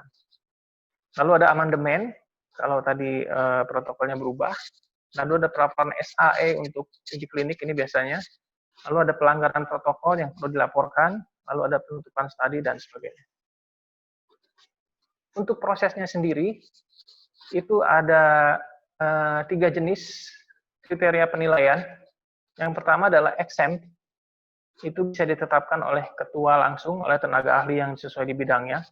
Yang kedua adalah penilaian dipercepat atau expedite, itu biasanya dilakukan oleh 2 orang reviewer. Dan yang ketiga adalah penilaian lengkap atau melalui full board. Jadi ini dibahas secara lengkap oleh semua anggota, secara quorum, untuk resikonya yang tinggi. Penelitian seperti apa sih yang bisa di-exempt? Yang jelas adalah penelitian yang tidak mengikutsertakan manusia atau hewan sebagai subjek. Jadi di dalamnya tidak ada keikutsertaan manusia, sehingga tidak ada risiko yang dihadapi oleh manusia sebagai subjek tersebut. Lalu tidak ada informasi pribadi atau private information. Jadi kalau ada penelitian yang menggunakan data-data dari media massa atau internet yang sudah dibuka untuk publik, itu tidak atau bisa dikecualikan, bisa di-exempt karena informasinya toh sudah menjadi informasi publik, bukan informasi pribadi lagi. Lalu risikonya kecil, nah tetap ini yang menentukan adalah komisi etik dengan membaca protokol penelitian. Lalu yang keempat adalah penelitian yang menggunakan data sekunder, akan tetapi syaratnya adalah unlinked. Unlinked di sini artinya subjek tidak bisa ditelusuri lagi asalnya, siapa, di mana, namanya siapa, dan sebagainya. Jadi ini hanya untuk generalisir. Misalnya ada penelitian mau melihat berapa banyak sih presentasi pasien yang dengan diabetes di klinik RSCM misalnya. Itu kita ambil tidak perlu data per orang, tapi hanya perlu data gambaran kasarnya saja. Itu bisa di-unlink. Lalu kalau evaluasi program, biasanya dilakukan oleh stakeholders. Jadi apakah program misalnya eliminasi filariasis misalnya di suatu wilayah ini berhasil atau tidak, itu bisa di-exempt. Berikutnya expedited atau accelerated, dipercepat. Yang bisa ditelaah secara expedited atau accelerated adalah penelitian dengan risiko minimal. Risiko minimal artinya risiko yang kita hadapi sehari-hari sebagai seorang manusia ya. Misalnya risiko sehari-hari ya kita pergi ke kantor, itu kan ada kemungkinan kita kesandung atau misalnya keserempet, nah itu risiko minimal. Jadi risiko yang bisa terjadi kapan aja, tapi dia tidak menyebabkan cedera yang berat. Bisa juga prosedur kesehatan yang rutin, misalnya pengambilan darah rutin, itu juga dianggap risiko minimal. Yang kedua, tidak mengikutsertakan subjek rentan, artinya dalam penelitian ini dijelaskan bahwa penelitian tidak akan mengikutsertakan ibu hamil atau tidak mengikutsertakan anak-anak, orang dengan HIV/AIDS, dan sebagainya. Yang ketiga, tidak ada prosedur yang invasif. Jadi hanya non-invasif saja atau yang rutin digunakan dalam praktek klinis. Yang keempat, misalnya olahraga ringan. Jadi bukan atlet, tapi subjek sehat, olahraganya ringan saja. Lalu perilaku individu yang tidak memanipulasi perilaku, ya, dan tidak menyebabkan stres. Nah ini tergantung sekali lagi dari protokolnya. Dalam keadaan pandemi, itu juga bisa suatu protokol dilakukan expedited. Tapi sekali lagi tergantung apa sih yang akan dituju dari protokol tersebut. Kalau ini vaksin atau obat tentunya tidak bisa di-expedite, ya karena ini banyak sekali hal yang harus ditelaah di dalamnya. Lalu masalah informed consent, kalau misalnya informed consent bisa diperoleh dengan mudah, itu bisa di-expedited. Untuk jenis telaah yang paling tinggi di komisi etik namanya adalah full board, ya, full board review atau full board meeting. Syaratnya harus quorum, di mana dalam pembahasan protokol quorum ini berarti ada ahli di bidangnya yang harus hadir dalam membahas protokol, ada seorang awam yang mewakili masyarakat, ada dari sisi saintifik dan non-saintifiknya juga ada. Untuk penelitian yang risiko tinggi atau risikonya di atas minimal, itu semuanya akan dilakukan telaah melalui full board. Uji klinik itu sudah jelas akan dilakukan full board, ya, terutama fase 1, 2, dan 3. Lalu jika memang penelitiannya ada isu sensitif, bisa menimbulkan stigma, itu juga akan di full board. Lalu misalnya di dalam judulnya sudah dijelaskan bahwa akan penelitian dilakukan pada bayi, pada penderita gangguan jiwa, dan sebagainya. Itu juga akan dilakukan full board. Adapun keputusan komisi etik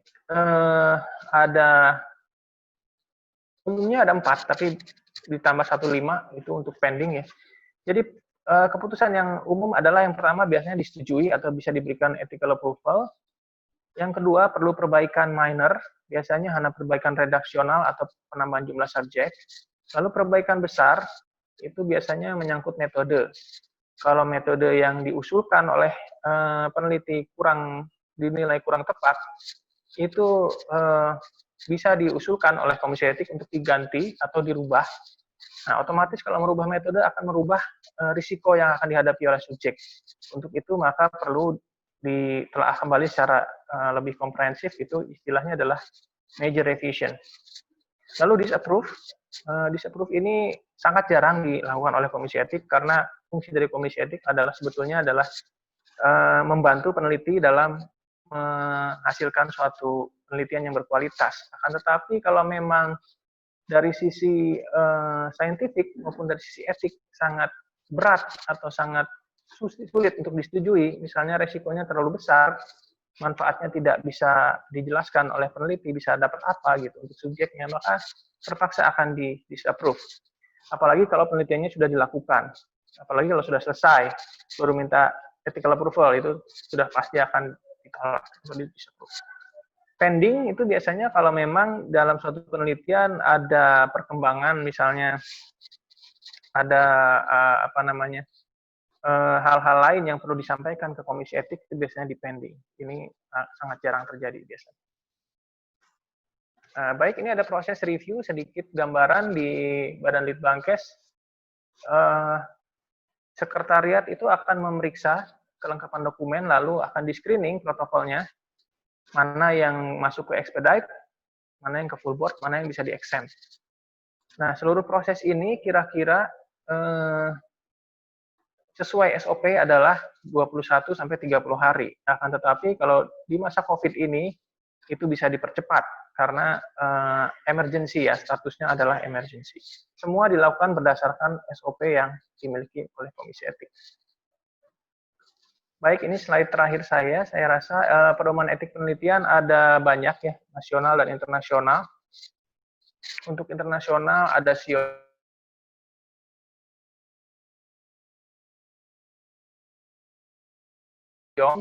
ini secara berkala mereka mengupdate uji klinik. WHO mengeluarkan juga pedoman etik untuk dari masa COVID ini, ada 3 pedoman baru yang dikeluarkan WHO. Saya belum tuliskan di sini, mohon maaf. Tapi ada tiga pedoman baru.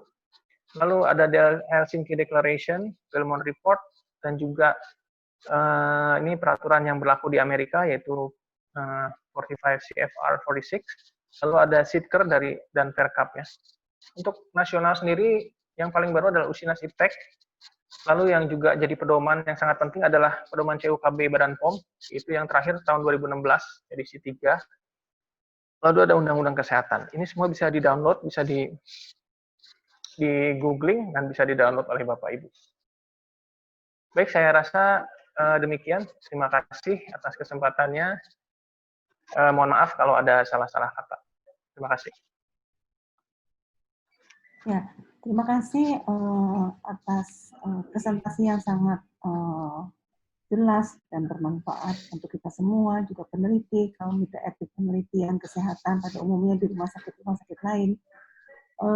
Sebelumnya juga saya sebagai atas nama Ketua KEPK FKUI RSCM, Prof. Vita Sitorus, kami mengucapkan juga terima kasih kepada Forum of Indonesia Recognized Research Ethics Committee atau FIREC dalam hal ini yang sudah membantu dan katakanlah kerjasama dengan mengirimkan Pak Hermawan Rizky sebagai pembicara. Selanjutnya untuk menyingkat waktu, saya persilakan Ibu Nia, Dr. Nia Kurniati, maaf, SPA, untuk mempresentasikan dengan judul yaitu bias dalam uji klinik.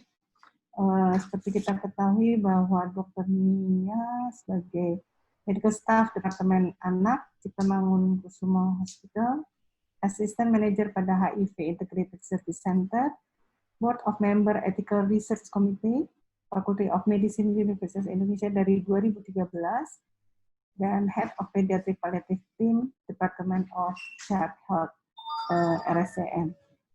Saya rasa kami persilakan untuk mengikat waktu, Dr. Nia. Baik, terima kasih Dr. Dini. Hadirin sejawat semua, siang ini saya mendapatkan tugas membicarakan mengenai bias di dalam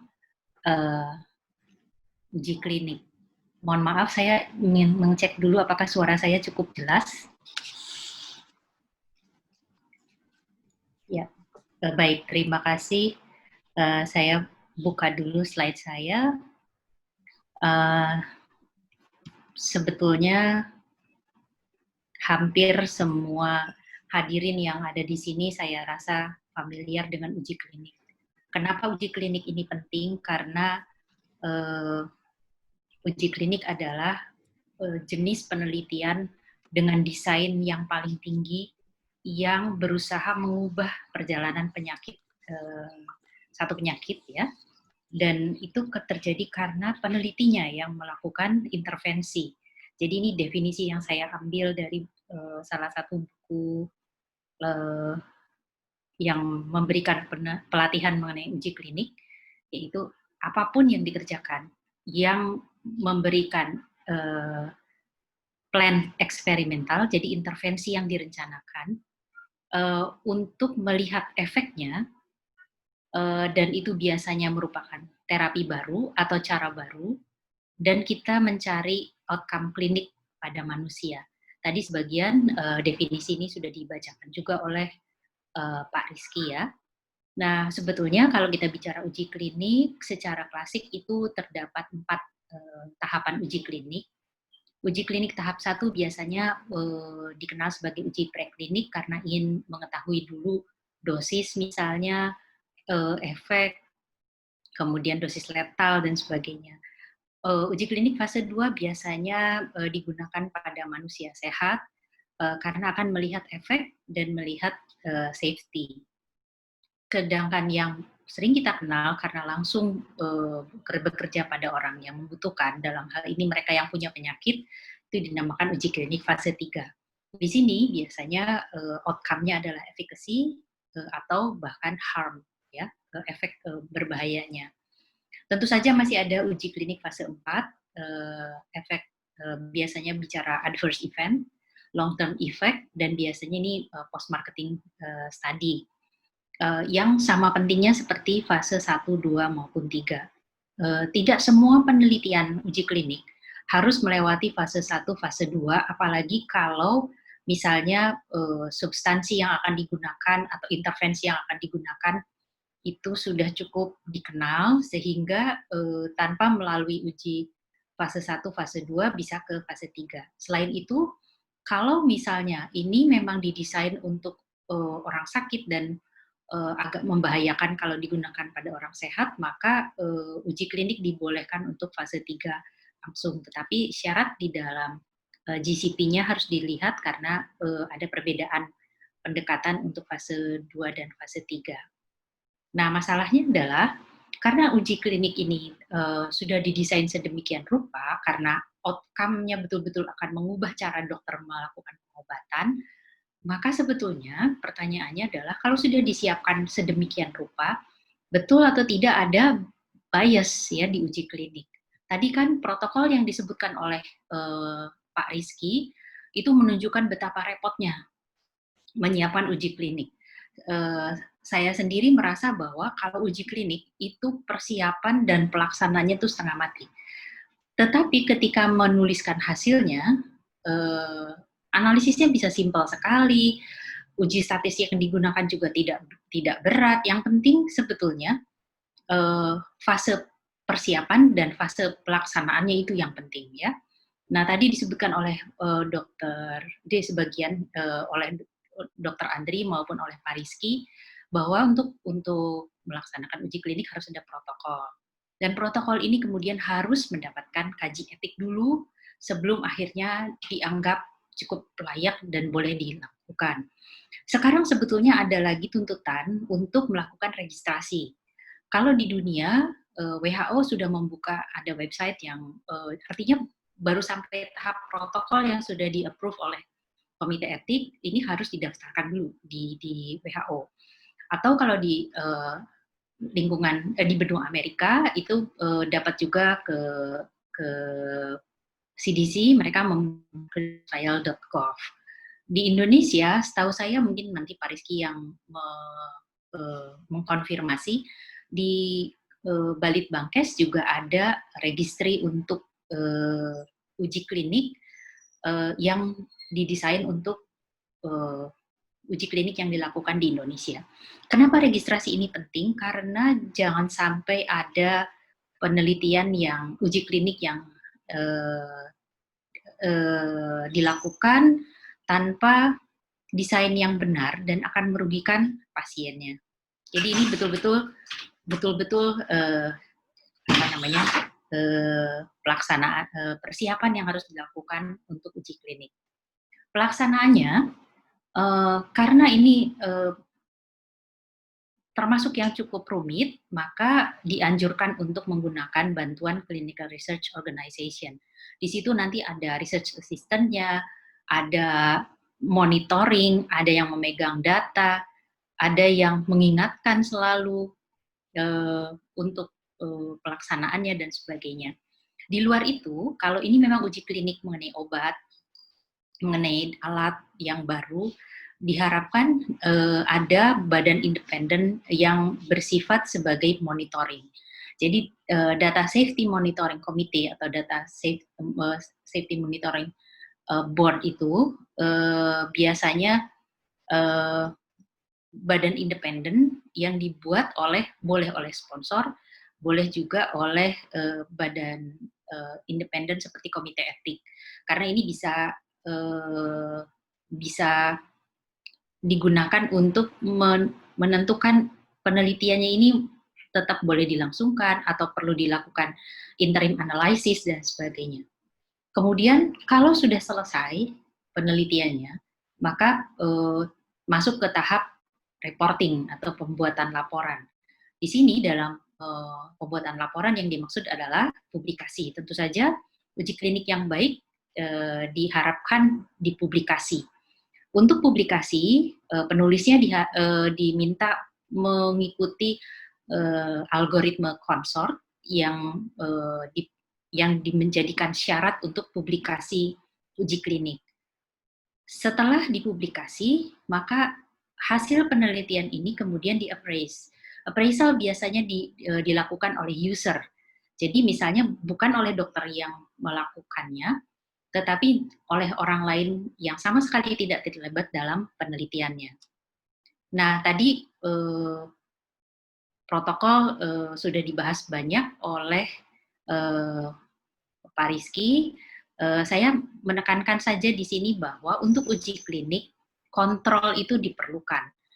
Begitu ada kontrolnya, maka kita tahu bahwa kualitas dari uji klinik tersebut jauh lebih tinggi daripada yang tanpa kontrol.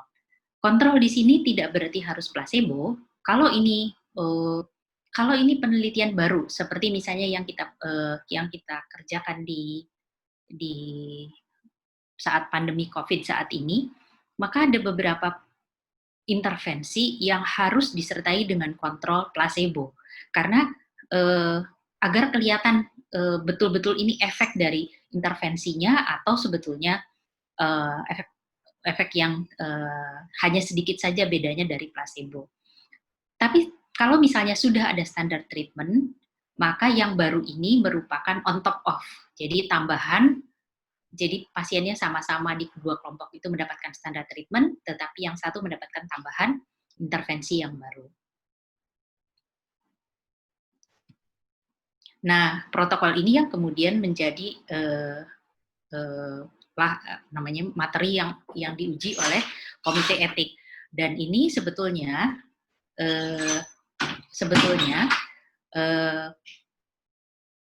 komite etik itu nanti akan melihat apakah protokolnya sudah sesuai atau tidak. Nah, kita lihat sebetulnya ketika dilakukan penilaian atau review oleh komite etik, bukan hanya sekedar administrasinya, tapi filosofinya ya.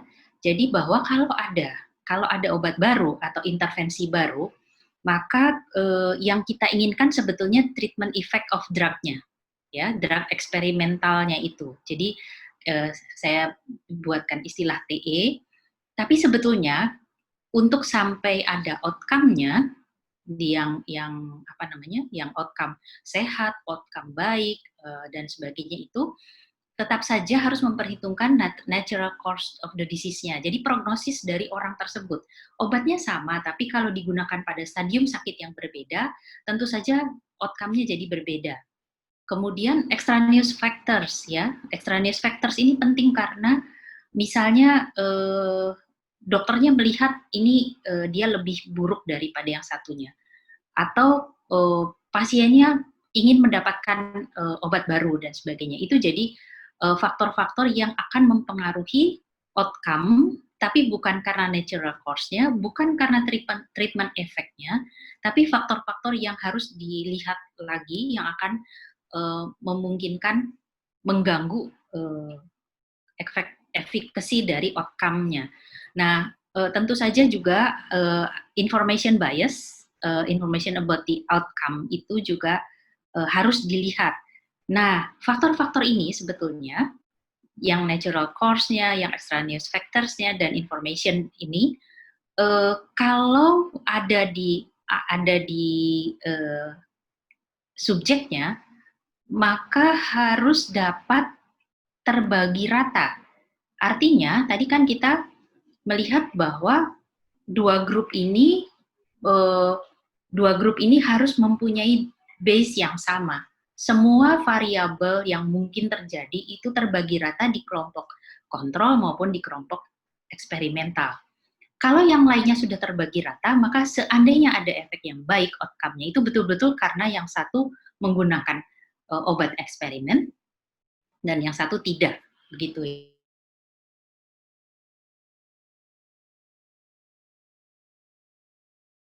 Semua yang terjadi. Lalu bagaimana caranya membagi supaya natural course-nya itu ada di semua grup? Maka harus dilakukan randomisasi. Oleh karena itu tadi ya, Pak Rizky maupun Dr. Andri menekankan randomisasi itu penting dikerjakan dan harus dilakukan dengan baik, karena ini sebetulnya membagi dua. Jangan sampai kebetulan saja gitu bahwa satu grup lebih baik daripada yang lainnya.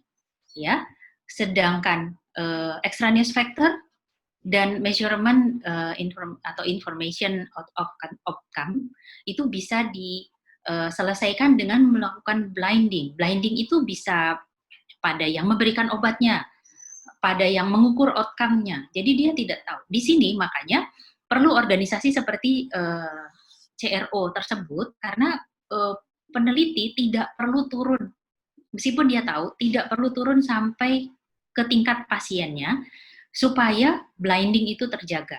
Jadi blinding ini sebetulnya membuat outcome-nya terukur dengan objektif. Jangan sampai baru sekian pasien yang mungkin 1/10-nya penelitinya merasa bahwa ini kayaknya sudah mau habis nih, kok saya belum dapat ya. Itu akan mempengaruhi rekrutmen subjek berikutnya. Nah ini makanya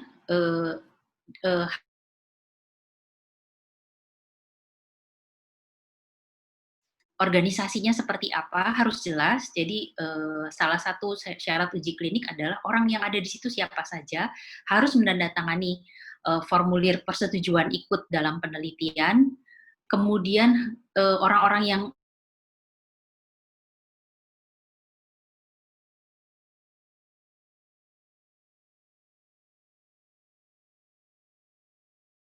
kemudian rekrutmen ini consent-nya penting, karena jangan sampai ada rekrutmen tanpa informed consent.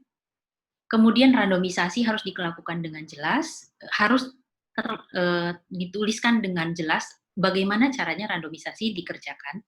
Kemudian monitoring kapan dikerjakan, kapan tidak. Dan kalau misalnya ini obat baru, pada saat protokol ini masih dibahas, sudah diputuskan nanti pada saat 10 subjek pertama, kita lihat interim analysis. Kalau yang satu itu betul-betul Excel, bagus begitu, maka grup yang satunya penelitian ini harus dihentikan, dan yang performanya tidak bagus mungkin harus dihentikan. Jadi arm yang satu harus dibuang barangkali, supaya tidak merugikan ke subjeknya. Sebentar, oke. Jadi ini tahapannya kalau saya buat dalam bentuk gambar, maka ini ketika rekrutmen subjek, sesudah direkrut, sesudah kita bicara eksklusi dengan inklusi, kemudian dilakukan randomisasi. Randomisasi ini harus terpisah dari organisasi research assistant yang mengerjakan ini, supaya yang research assistant dia tahu bahwa ini randomisasi, tapi saya tahu isinya sebetulnya. Jadi nggak boleh terjadi. Sebaiknya orang lain yang memegang ini, biasanya farmasi yang dianjurkan, atau CRO yang tidak ikut dalam proses rekrutmen ini. Kemudian dibagi beberapa grup, yang jelas ada kontrol, ada grup eksperimen. Kemudian ketika outcome measurement dilakukan, ini harus ada blinding.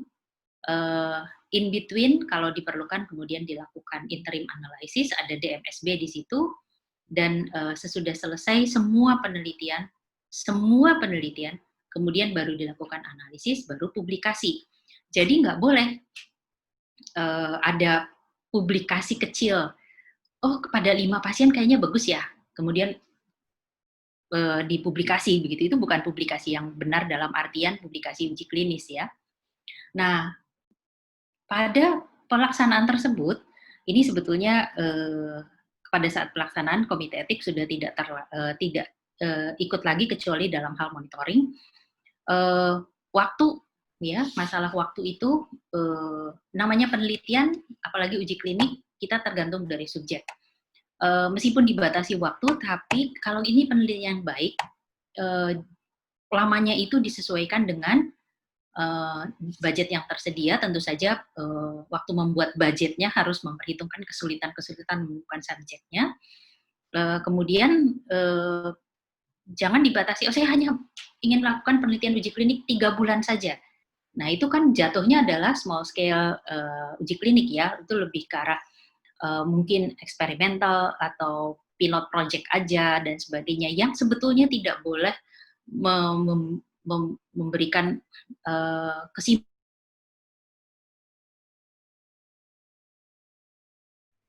Jangan sampai ada substandar rekrutmen, maka lihat selection of subject-nya harus benar, tidak boleh ada improper informed consent, tidak boleh ada tidak ada kontrol, hati-hati. Historical control boleh atau tidak?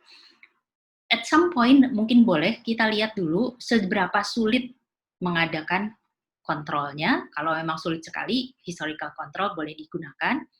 Jangan sampai ada gangguan pada saat melakukan randomisasi, dan jangan sampai sebetulnya kita tidak punya organisasi penelitian yang bagus sehingga tidak bisa mengadakan DMSB tersebut. Sementara ini dana-dana penelitian dikeluarkan oleh misalnya Kemkes, Balitbangkes, atau misalnya Dewan Riset, itu baru pengawasannya baru penggunaan dananya, jadi belum sampai pengawasan terhadap pelaksanaan penelitiannya. Nah, kemudian di protokol sebetulnya ini sudah harus disebutkan. Kalau ini uji klinik dengan tingkat kehati-hatian yang tinggi, maka sebetulnya analisis itu harus intention to treat analysis. Jadi nggak boleh on treatment analysis. Itu bisa terlihat di protokol.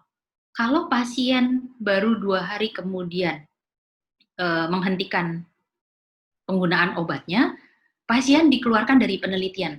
Itu bahasa yang tidak boleh ada di dalam uji klinik, karena itu artinya mengeksklusi sesudah randomisasi.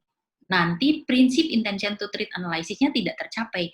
Pada akhirnya, kedua grup itu begitu homogennya, sehingga sebetulnya agak plastik ya, maksudnya tidak natural seperti yang kita inginkan kalau penelitian itu dilakukan dengan baik.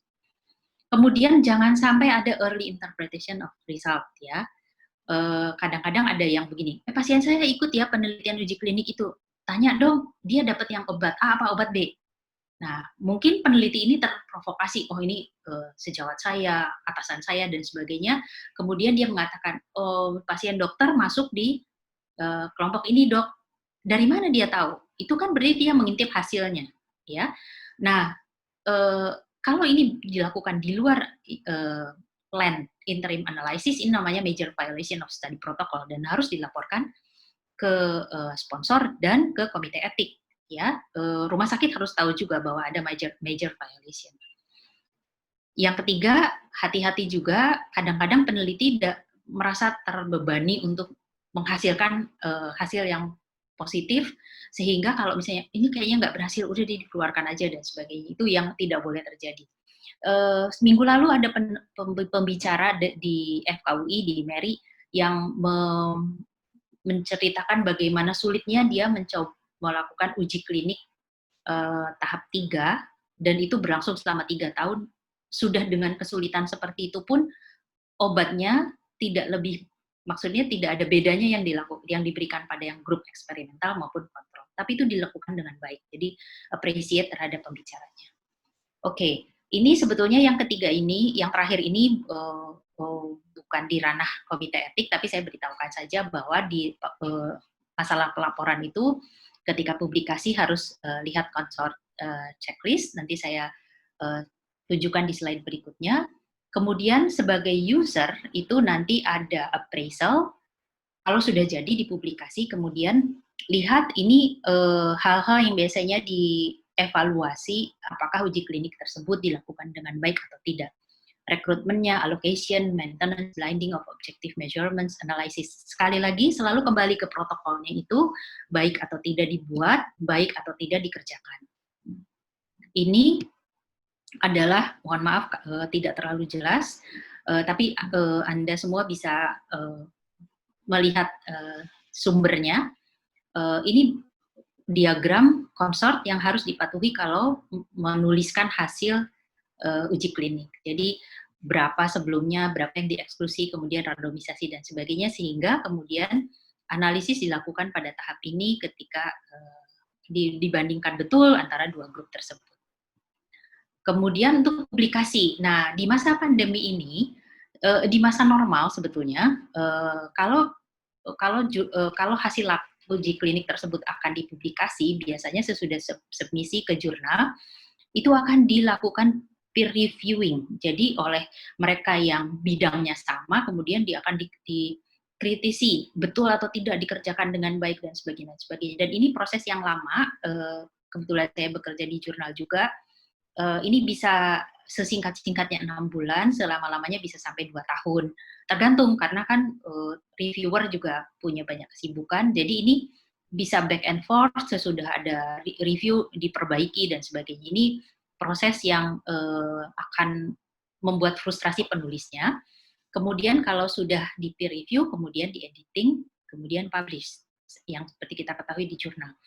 Selama pandemi, ada pressure dari peneliti-peneliti ini untuk berlomba-lomba mempublikasikan hasil temuannya yang baru pada sekian jumlah orang, yang mungkin sedikit saat itu kan. Oleh karena itu proses ini jadi di-bypass. Asal sudah di-submission, kemudian artikel yang belum di-review sudah bisa diakses oleh pembaca. Itu yang terjadi selama masa pandemi ini. Akibatnya, yang harusnya tidak ada bias, menjadi penelitian tersebut tidak bisa dipakai ya sebetulnya. Karena kita lihat ada banyak data fallacy, datanya bohong atau dibuat-buat atau yang tidak seperti itu begitu ya. Hati-hati. Kemudian kesimpulannya juga misleading, apalagi kalau yang membacanya bukan orang yang biasa mengappraise. Nah, ini potensial untuk menjadi misleading interpretasi, apalagi ini munculnya di media sosial yang dibaca hanya sepotong. Belum lagi kalau ada conflict of interest. Ini kan yang menyebabkan 2 artikel di jurnal yang dengan impact faktor yang tinggi harus di-retracted karena ternyata pada saat konstruksi data itu ada yang tidak benar. Baik. Nah, ini salah satu yang kemudian hanya untuk menunjukkan bahwa proses reviewing oleh peer itu pada publikasi penting. Ini jurnal pre-proof, penggunaan hidroksikloroquine dan azitromisin sebagai treatment. Ya, ini open label, non-randomized. Dikerjakan 1 bulan sebelumnya, kemudian langsung dipublikasi di bulan Maret April 2020 oleh tim dari Marseille. kemudian kalau kita baca, ini dia rekrutmennya itu untuk mereka yang mendapatkan perlakuan itu direkrut di Marseille Center di University Hospital Institute tersebut, sedangkan yang kontrol itu di tempat lain, ya.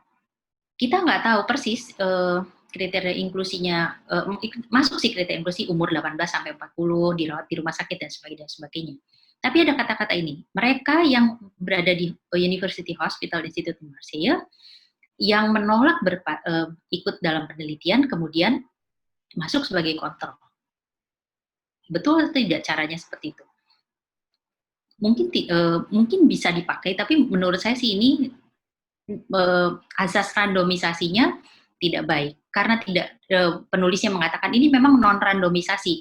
Oke, tapi artinya outcome dari penelitian seperti ini nilainya harus lebih rendah daripada protokol uji klinik yang menggunakan randomisasi. Kemudian judulnya itu tadi hidroksikloroquine dan azitromisin, tapi ternyata azitromisinnya itu diberikan sesuai dengan DPJP-nya, jadi tidak di protokolnya.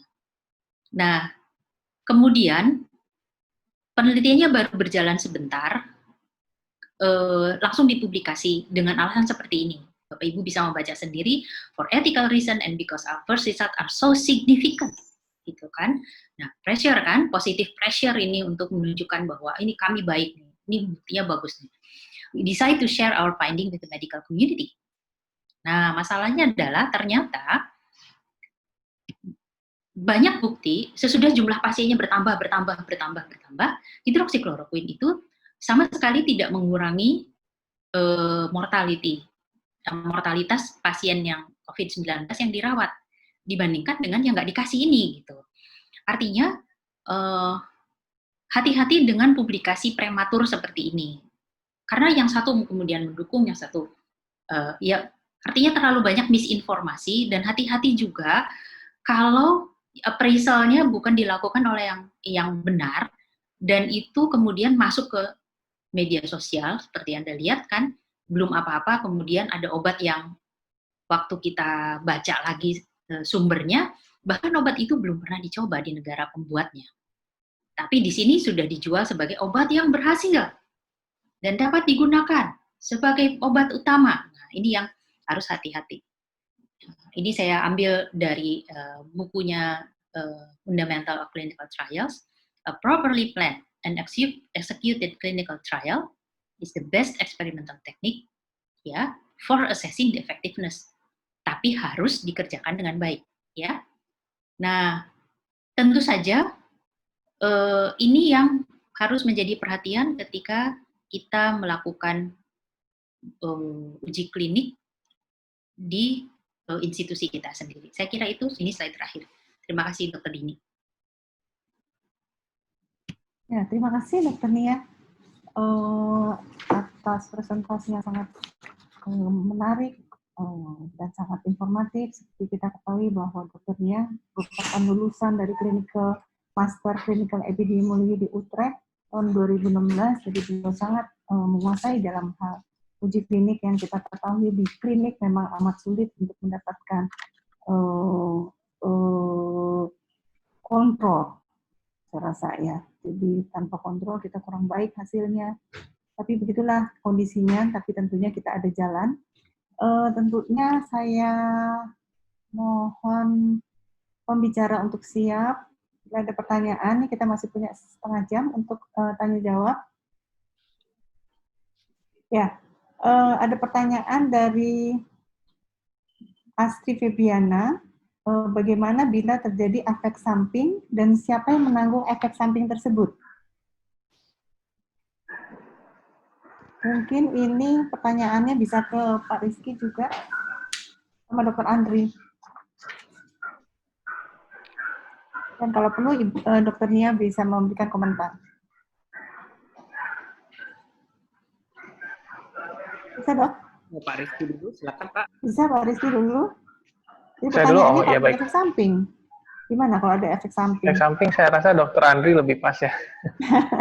Oh enggak, Dr. Andri. Nanti silakan ditambahkan Pak. Ya baik, terima kasih. Ya, baik. Jadi apabila ada efek samping, ini memang seharusnya dibahas dalam protokol ataupun proposal di awal. Siapa nanti yang bertanggung jawab, apalagi apabila misalkan ada sponsor. Dalam perjanjian kerjasama yang dibuat antara rumah sakit, atau kalau di FKW RSCM itu tripartit namanya, jadi rumah sakit, RSCM, Fakultas Kedokteran Universitas Indonesia, dan sponsor tanda tangan, tiga-tiganya, itu harus dijelaskan apabila ada severe adverse event ataupun efek samping, siapa yang bertanggung jawab. Nah, yang jelas, seperti tadi saya sampaikan dalam presentasi saya, sekiranya semua lepas tangan, direktur rumah sakit harus tanggung jawab. Oleh karena itu, semua penelitian harus atas izin direktur rumah sakit. Kalau direktur rumah sakit tidak kasih izin, maka tidak boleh penelitian dilaksanakan. Karena seperti ini, kalau seandainya tidak ada yang bertanggung jawab, maka direkturnya harus tanggung jawab. Tapi kalau dalam keadaan yang normal, maka tergantung dari perjanjiannya. Yang jelas, tidak boleh pasiennya disuruh bertanggung jawab atau membayar severe adverse event-nya sendiri. Kalau saya tidak salah, tadi pertanyaan aslinya mungkin di dalam chat juga dikatakan, apakah bisa dengan jaminannya yang membayar? Nah, ini yang harus clear dari awal, termasuk apabila lagi pasien-pasien yang mohon maaf BPJS. Ini harus hati-hati. BPJS tidak akan mau mengcover jangankan severe adverse event. Biaya penelitian tidak boleh dibebankan kepada BPJS atau National Insurance. Ini akan menjadi suatu fraud. Ini yang kami selalu sosialisasi kepada para peneliti. Kalau ingin meneliti, termasuk pasien BPJS, sediakan anggaran penelitian, kecuali memang prosedurnya tadi memang merupakan bagian dari pengobatannya dia. Misalkan karena perjalanan penyakitnya dia akan diambil darah 2 cc untuk pemeriksaan tertentu. Tetapi kalau ada pemeriksaan tambahan terkait penelitian, tidak dapat dibebankan kepada BPJS misalnya. Apalagi apabila ada severe adverse event. Terima kasih, demikian dari saya. Ya, kelihatannya ini merupakan isu yang cukup menarik ya, Dr. Andri ya. Jadi kesannya BPJS bukan asuransi yang membayarkan bila terdapat efek samping. Jadi ini harus kita perjelas juga buat peneliti supaya dari awal harus sudah tahu, jangan nanti kalau misalnya ada side effect langsung biarin aja deh, bebannya kan ke BPJS atau ke asuransi yang lain. Betul. Baik, Dr. Andri, terima kasih. Mungkin ada tambahan dari Pak Rizky? Rumah sakitnya dituduh melakukan fraud. Iya, makanya justru ada tambahan atau Dokter Nia? Baik, saya nambahkan sedikit mungkin ya, Bu. Dokter Dini, ya. Jadi biasanya untuk penelitian uji klinik ini pada saat protokolnya masuk ke komisi etik itu akan dilihat site-nya itu di mana, site penelitiannya. Dalam hal ini kalau misalnya UI menerima protokol penelitian biasanya kan site-nya tentunya di RSCM UI ya, jadi nggak masalah. Tapi kalau di Litbang misalnya kita terima protokol, itu kita akan lihat site-nya itu di mana. Nanti kita akan lihat mampu nggak site ini melakukan uji klinik. Apalagi fase 1, fase 2 itu kan perlu perlu ada ruangan atau tempat khusus yang bisa menjaga keamanan subjek. Lalu asuransi, biasanya kalau ada sponsorship itu ada asuransinya. Nah, dalam asuransi ini perlu dijelaskan juga sejauh mana akan ditanggung oleh asuransi bila terjadi, biasanya yang harus ditanggung adalah kalau terjadi SAE atau Serious Adverse Event, itu udah pasti harus ditanggung oleh tim peneliti ataupun sponsor. Nah, ini harus jelas.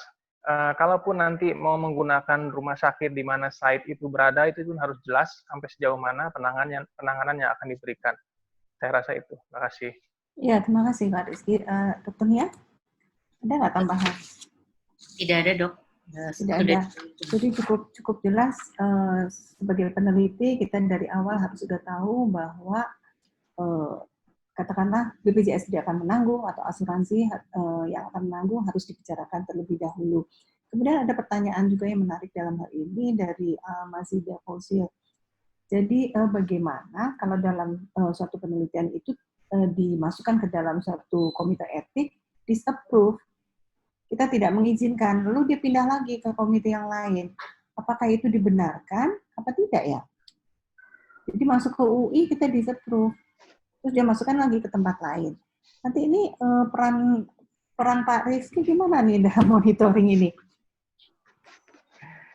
Jadi kalau kita emang agak-agak galak ya, Dokter Andri ya, kalau kita agak strict gitu loh. Oh, di UI. Baik, Tapi, saya coba ya, jawab mungkin ya, Dok ya. ya.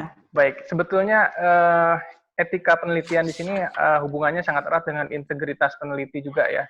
Jadi kalau memang penelitiannya itu dia ditolak dalam tanda kutip di suatu komisi etik, tadi saya sempat sebutkan kalau sampai ditolak itu penyebabnya biasanya fatal sekali ya. Apa karena dia sudah dilaksanakan atau karena memang secara saintifik itu tidak bisa dipertanggungjawabkan atau dia resikonya terlalu besar gitu. Fenomena ini memang terjadi sebetulnya dan terus terang sampai saat ini belum ada mekanisme untuk menanggulangi hal tersebut. Mungkin saya bisa kasih contoh kalau di Komisi Etik Badan Litbangkes, sepertinya di UI juga mungkin sama ya. Jadi di formulir pendaftaran itu ada pertanyaan, apakah penelitian ini pernah disubmit atau dimasukkan ke komisi etik lain? Gitu, ada pertanyaan seperti itu kalau di kami. Saya rasa mungkin di UI juga ada ya seperti itu. Nah kalau misalnya nanti penelitinya tidak menjawab dengan jujur, itu bisa dicabut ethical approval-nya kalau di tempat kami disetujui. Gitu. Dan biasanya kalau jejaring, kami punya jejaring ya, di VIREK ini biasanya informasinya itu cukup bagus ya. Jadi kalau ada, biasanya riset ini kelihatan gitu, ini sudah pernah diajukan di sini, kok dia tiba-tiba ngajukan ke Litbang, misalnya dia praktek di UI, kenapa dia tidak ke UI? Biasanya kita arahkan kembali ke institusinya, karena mau tidak mau yang bertanggung jawab terhadap pelaksanaan penelitian di site adalah komisi etik di site-nya. Gitu. Jadi ini timbul pertanyaan, kita akan konfirmasi ke UI biasanya. Ini sudah ditelaah atau belum dan sebagainya. Seperti itu. Ya, saya rasa sama mungkin dari komite etik kita sendiri, kadang-kadang yang menjadi pertanyaan kenapa kok site-nya di suatu tempat, kok masuknya ke tempat yang lain. Artinya bukankah di dalam satu rumah sakit itu ada komite etik sendiri. Nah, itu mungkin menjadi pertanyaan dan perlu dievaluasi lebih lanjut. Menarik sekali, saya rasa Dr. Andri mungkin bisa menjawab atau memberi tambahan. Ya, saya kira sudah sangat jelas yang disampaikan oleh Pak Rizky tadi, Dok. Itu sekedar sharing aja mungkin, bahwa memang kami di Komite Etik ini mungkin para peneliti juga dapat mengerti bahwa harus menelaah dengan baik. Misalkan sewaktu kami sedang bertemu dengan para konsultan untuk dalam rangka akreditasi, itu biasanya akreditor, termasuk untuk rumah sakit, itu bertanya kepada komite etik tidak demikian. Berapa banyak protokol yang Anda approve dalam setahun? Pertanyaannya biasanya nggak begitu. Pertanyaan mereka adalah, dalam setahun ini Anda menolak berapa protokol? Karena kalau jawabannya tidak ada ditolak, maka mereka akan bilang, oh ya, ini komite etiknya hanya semacam legislator aja, dia meng-approve semuanya. Jadi nggak bisa seperti itu, kadang-kadang mereka justru menanya, berapa yang ditolak? Itu berarti kita bekerja.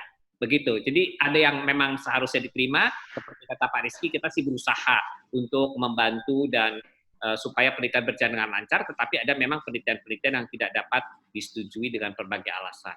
Terima kasih, Dr. Dini. Ya, sebetulnya prinsipnya kita ingin membantu peneliti sebetulnya ya, bukan menghambat, justru melancarkan penelitian. Kalau perlu kita memberikan jalan keluar yang terbaik. Ya, begitu saya rasa. Dan ini ada pertanyaan juga yang sangat menarik, bagaimana pada saat COVID? Siapakah yang menjadi vulnerable subject dalam hal ini? Bukan hanya pasien sebagai vulnerable subject, apakah peneliti juga sebagai peneliti yang mempunyai risiko? Begitu juga mungkin nakes yang lain. Mungkin dokter, pertanyaan ini saya ajukan ke Dr. Nia dan Dr. Andri barangkali ya. Bisa ketiganya sih dokter ini, mohon maaf, tapi menurut saya sih mereka yang terkena COVID ini bisa vulnerable kalau penelitiannya dikerjakan pada populasi dengan umur tertentu, dengan komorbiditas tertentu, atau dengan kesulitan atau problem depresi misalnya. Itu kemungkinan besar kita berhadapan dengan vulnerable population. Tapi itu judgment yang harus dibuat sendiri oleh peneliti. Ini kita berhadapan dengan vulnerable subject atau tidak, di luar yang klasik, misalnya karena umur, karena situasi-situasi lain. Itu pendapat saya, Dokter Dini. Ya, sedangkan peneliti tentunya juga mempunyai risiko yang sangat besar untuk tertular. Begitu juga nakes yang lain yang ikut atau asisten peneliti. mungkin itu bisa diperjelas dokternya. Eh, Rumah sakit kita ini menganut kemana dalam hal perlindungan kepada pasien juga, perlindungan kepada peneliti yang mungkin dalam hal ini konsultannya dan PPDS dalam hal ini yang perlu dilindungi. Jangan sampai mereka juga jadi tertular. baik, baik Dokter Dini, saya minta maaf ke Dokter Andri sama Dokter Rizky menjawab pertanyaan ini. Tapi bahwa ketika membuat protokol, kemudian protokol ini dengan subjek mereka yang COVID-19, maka per se COVID-19-nya tidak termasuk vulnerable untuk penelitian-penelitian tersebut, kecuali kalau ada komorbiditasnya. Tetapi menghitung risiko yang harus dilakukan ketika melakukan penelitian itu juga harus dituliskan di protokolnya, sehingga baik subjeknya terlindungi, semua pelaksanaan juga terlindungi dengan mematuhi syarat-syarat yang memang ditetapkan oleh layanan kesehatan untuk keamanan semua. Tapi itu bukan, jadi tidak di ranah vulnerable atau tidak vulnerable dalam penelitiannya sih dok, tapi bahwa semua harus membuat protokol keamanan sedemikian rupa sehingga bisa menghindari bahaya. Saya kira itu. Iya. Mungkin ada tambahan dari Dokter Andri atau Pak Rizky? Dokter Andri nih Kalau saya sebagai kepala bagian penelitian pasti punya pandangan tersendiri. Dengan Dokter Nia tadi, jadi sudah disampaikan dengan sangat jelas oleh Dokter Nia, tetapi mungkin ada sedikit hal yang menarik, terutama dengan COVID ini, karena COVID ini kan, kalau tentang tenaga kesehatan, saya kira sebelum dia meneliti, seharusnya sudah merencanakan bagaimana jalannya penelitiannya, sehingga dia tidak terpapar ya. Begitu pula dengan timnya, sehingga mereka bisa mempersiapkan dengan baik, sehingga mereka bukan menjadi bagian yang vulnerable, mudah-mudahan. Karena di rumah sakit mereka harus mengikuti protokol kesehatan yang memang sudah ditetapkan dengan alur-alurnya.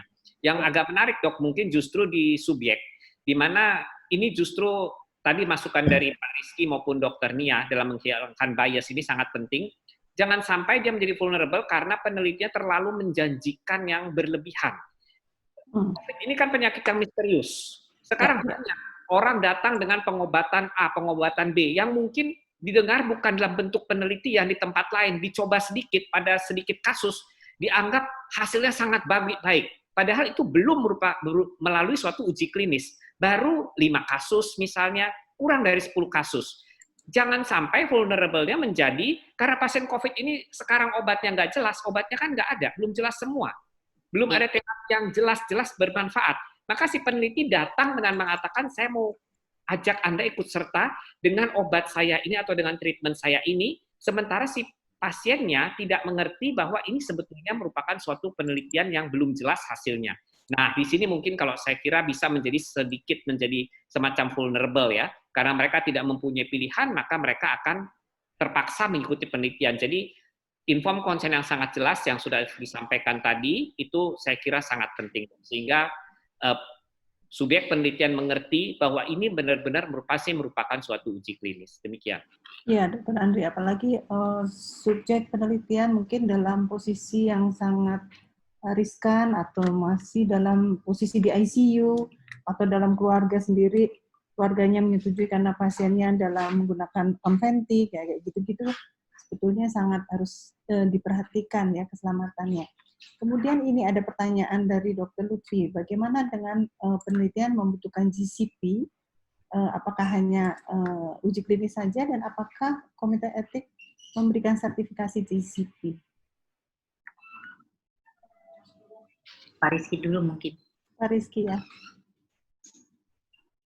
Baik. Pak Rizky.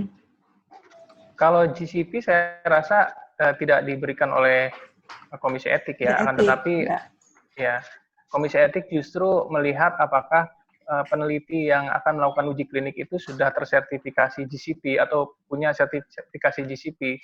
Dalam hal ini berarti kan si peneliti sudah dianggap mampu melakukan uji klinik yang memang sangat rigid sekali. Untuk pelaksanaan GCP sendiri biasanya ada center-centernya, termasuk UI saya rasa punya center ya, UI, UNPAD, dan juga Badan POM punya center. Belum ada regulasi yang menentukan mana yang lebih baik, akan tetapi saya rasa masing-masing punya kelebihan sendiri-sendiri. Kalau GCP-nya Badan POM tentu saja lebih banyak atau kekuatannya mungkin di sisi regulasi ya, dia punya dari sisi regulasi dia lebih kuat. Kalau dari UI mungkin dari sisi pelaksanaan teknisnya akan lebih kuat. Itu saja saya rasa.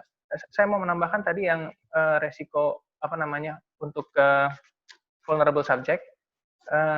Silakan Pak. Saya baru ingat, ini kalau settingnya kita rubah, bukan setting rumah sakit, misalnya ada penelitian yang akan mengambil data di masyarakat di masa pandemi seperti ini betul-betul harus dipertimbangkan risikonya. Dalam artian, jika memang hanya ingin mewawancara sekalipun, itu kan tim peneliti akan berhadapan dengan masyarakat. Tentunya harus menggunakan alat pelindung. Ya, misalnya menggunakan APD. Tapi kalau misalnya dia menggunakan APD, dia datang ke suatu lingkungan masyarakat di mana banyak penduduk di sana, tentu saja akan menimbulkan stigma. Sehingga kan ini resikonya selain untuk si penelitinya sendiri, untuk masyarakatnya nanti dianggapnya di sana COVID, padahal bukan gitu, padahal dia hanya mewawancara, hanya saja untuk keamanan dia pakai APD. Nah, ini harus dipertimbangkan betul-betul apakah ini bisa dilaksanakan atau tidak, karena akan membuat masyarakat di sana jadi vulnerable gitu, karena dianggapnya dia COVID, padahal dia hanya tersampling untuk uji coba atau wawancara dan sebagainya. Itu saja mungkin. Terima kasih. Iya, terima kasih Pak Rizky atas keterangannya. Kemudian masih ada waktu, kita bisa lanjut dengan 1-2 pertanyaan lagi yang kita mesti jawab. Ada pertanyaan yang menyebutkan berapa lama selama COVID pandemi ini kita submit sampai keluar ethical approval-nya. Tentunya tadi Dr. Nia kan mengatakan kita bypass ya. Tapi minimalnya berapa lama nih rupanya supaya banyak orang yang meneliti tentang COVID? Oh, maaf, yang tadi saya katakan bypass itu untuk publikasi. Tapi sebetulnya mungkin Dr. Andri bisa mengonfirmasi juga di Komite Etik FKUI RSCM ini kalau penelitian itu berkaitan dengan COVID, kita berusaha selekasnya masuk di dalam urutan pembahasan lebih cepat. Jadi target kita kan setiap proposal bisa 2-3 minggu untuk kemudian dirapatkan, diambil keputusan. Yang COVID bisa lebih cepat. Biasanya sih minggu kedua sudah langsung dibahas begitu, dibandingkan dengan protokol non-COVID. Jadi tentunya kita berusaha lebih cepat ya Dr. Andri ya. Berusaha menolong ya, intinya sih berusaha mensupport peneliti. Iya, Dr. Andri mau ada tambahan Dr. Andri? Ya, saya kira sama dok. Jadi kalau saya tidak salah di Komite Etik itu skemanya kalau yang non-COVID itu dulu sebelum pandemi 4 minggu ya sudah harus selesai 4 minggu. Tetapi khusus untuk protokol-protokol COVID biasanya begitu sudah dikirim maka administrasi akan dapat melihat apakah bisa dikirim segera ke reviewer dan dalam rapat kita yang biasanya pada hari Senin, rapat berikut hari Senin sudah akan dibahas. Demikian dok. Iya, mungkin dalam hal itu 1 minggu untuk membahas, tapi dalam output-nya mungkin kita perlu beberapa kali pertemuan ya, itu mungkin yang kesannya agak lama ya, Andri, karena kita menghindarkan hal-hal yang tidak diinginkan sesuai dengan saat-saat pandemi ini. Baik Dr. Andri, Pak Rizky, Dr. Nia, dan partisipan yang lain, mungkin waktu kita sudah kurang 1 menit lagi. Saya mengucapkan terima kasih atas perhatian partisipan semuanya yang dalam hal ini sampai dengan 247 ya, 247 dan 1 live 246. Terima kasih atas perhatiannya dan mudah-mudahan acara ini bermanfaat untuk kita semua, terutama untuk peneliti-peneliti maupun PPDS maupun rumah sakit, artinya yang membuat ketentuan-ketentuan dalam rumah sakit seperti direktur dan jajarannya, kemudian bagian penelitian, dimanapun berada, artinya di seluruh Indonesia, bisa membuat suatu peraturan yang sama dalam hal ini, sesuai dengan Kemkes, sesuai dengan panduan-panduan yang kita pakai, dan menghindarkan vulnerable subject menjadi lebih vulnerable. Itu para pembicara, saya ucapkan terima kasih semuanya. kemudian atas nama Kepala Komite Etik Penelitian FKUI RSCM, saya mengucapkan terima kasih atas perhatiannya. Wassalamualaikum warahmatullahi wabarakatuh. Waalaikumsalam.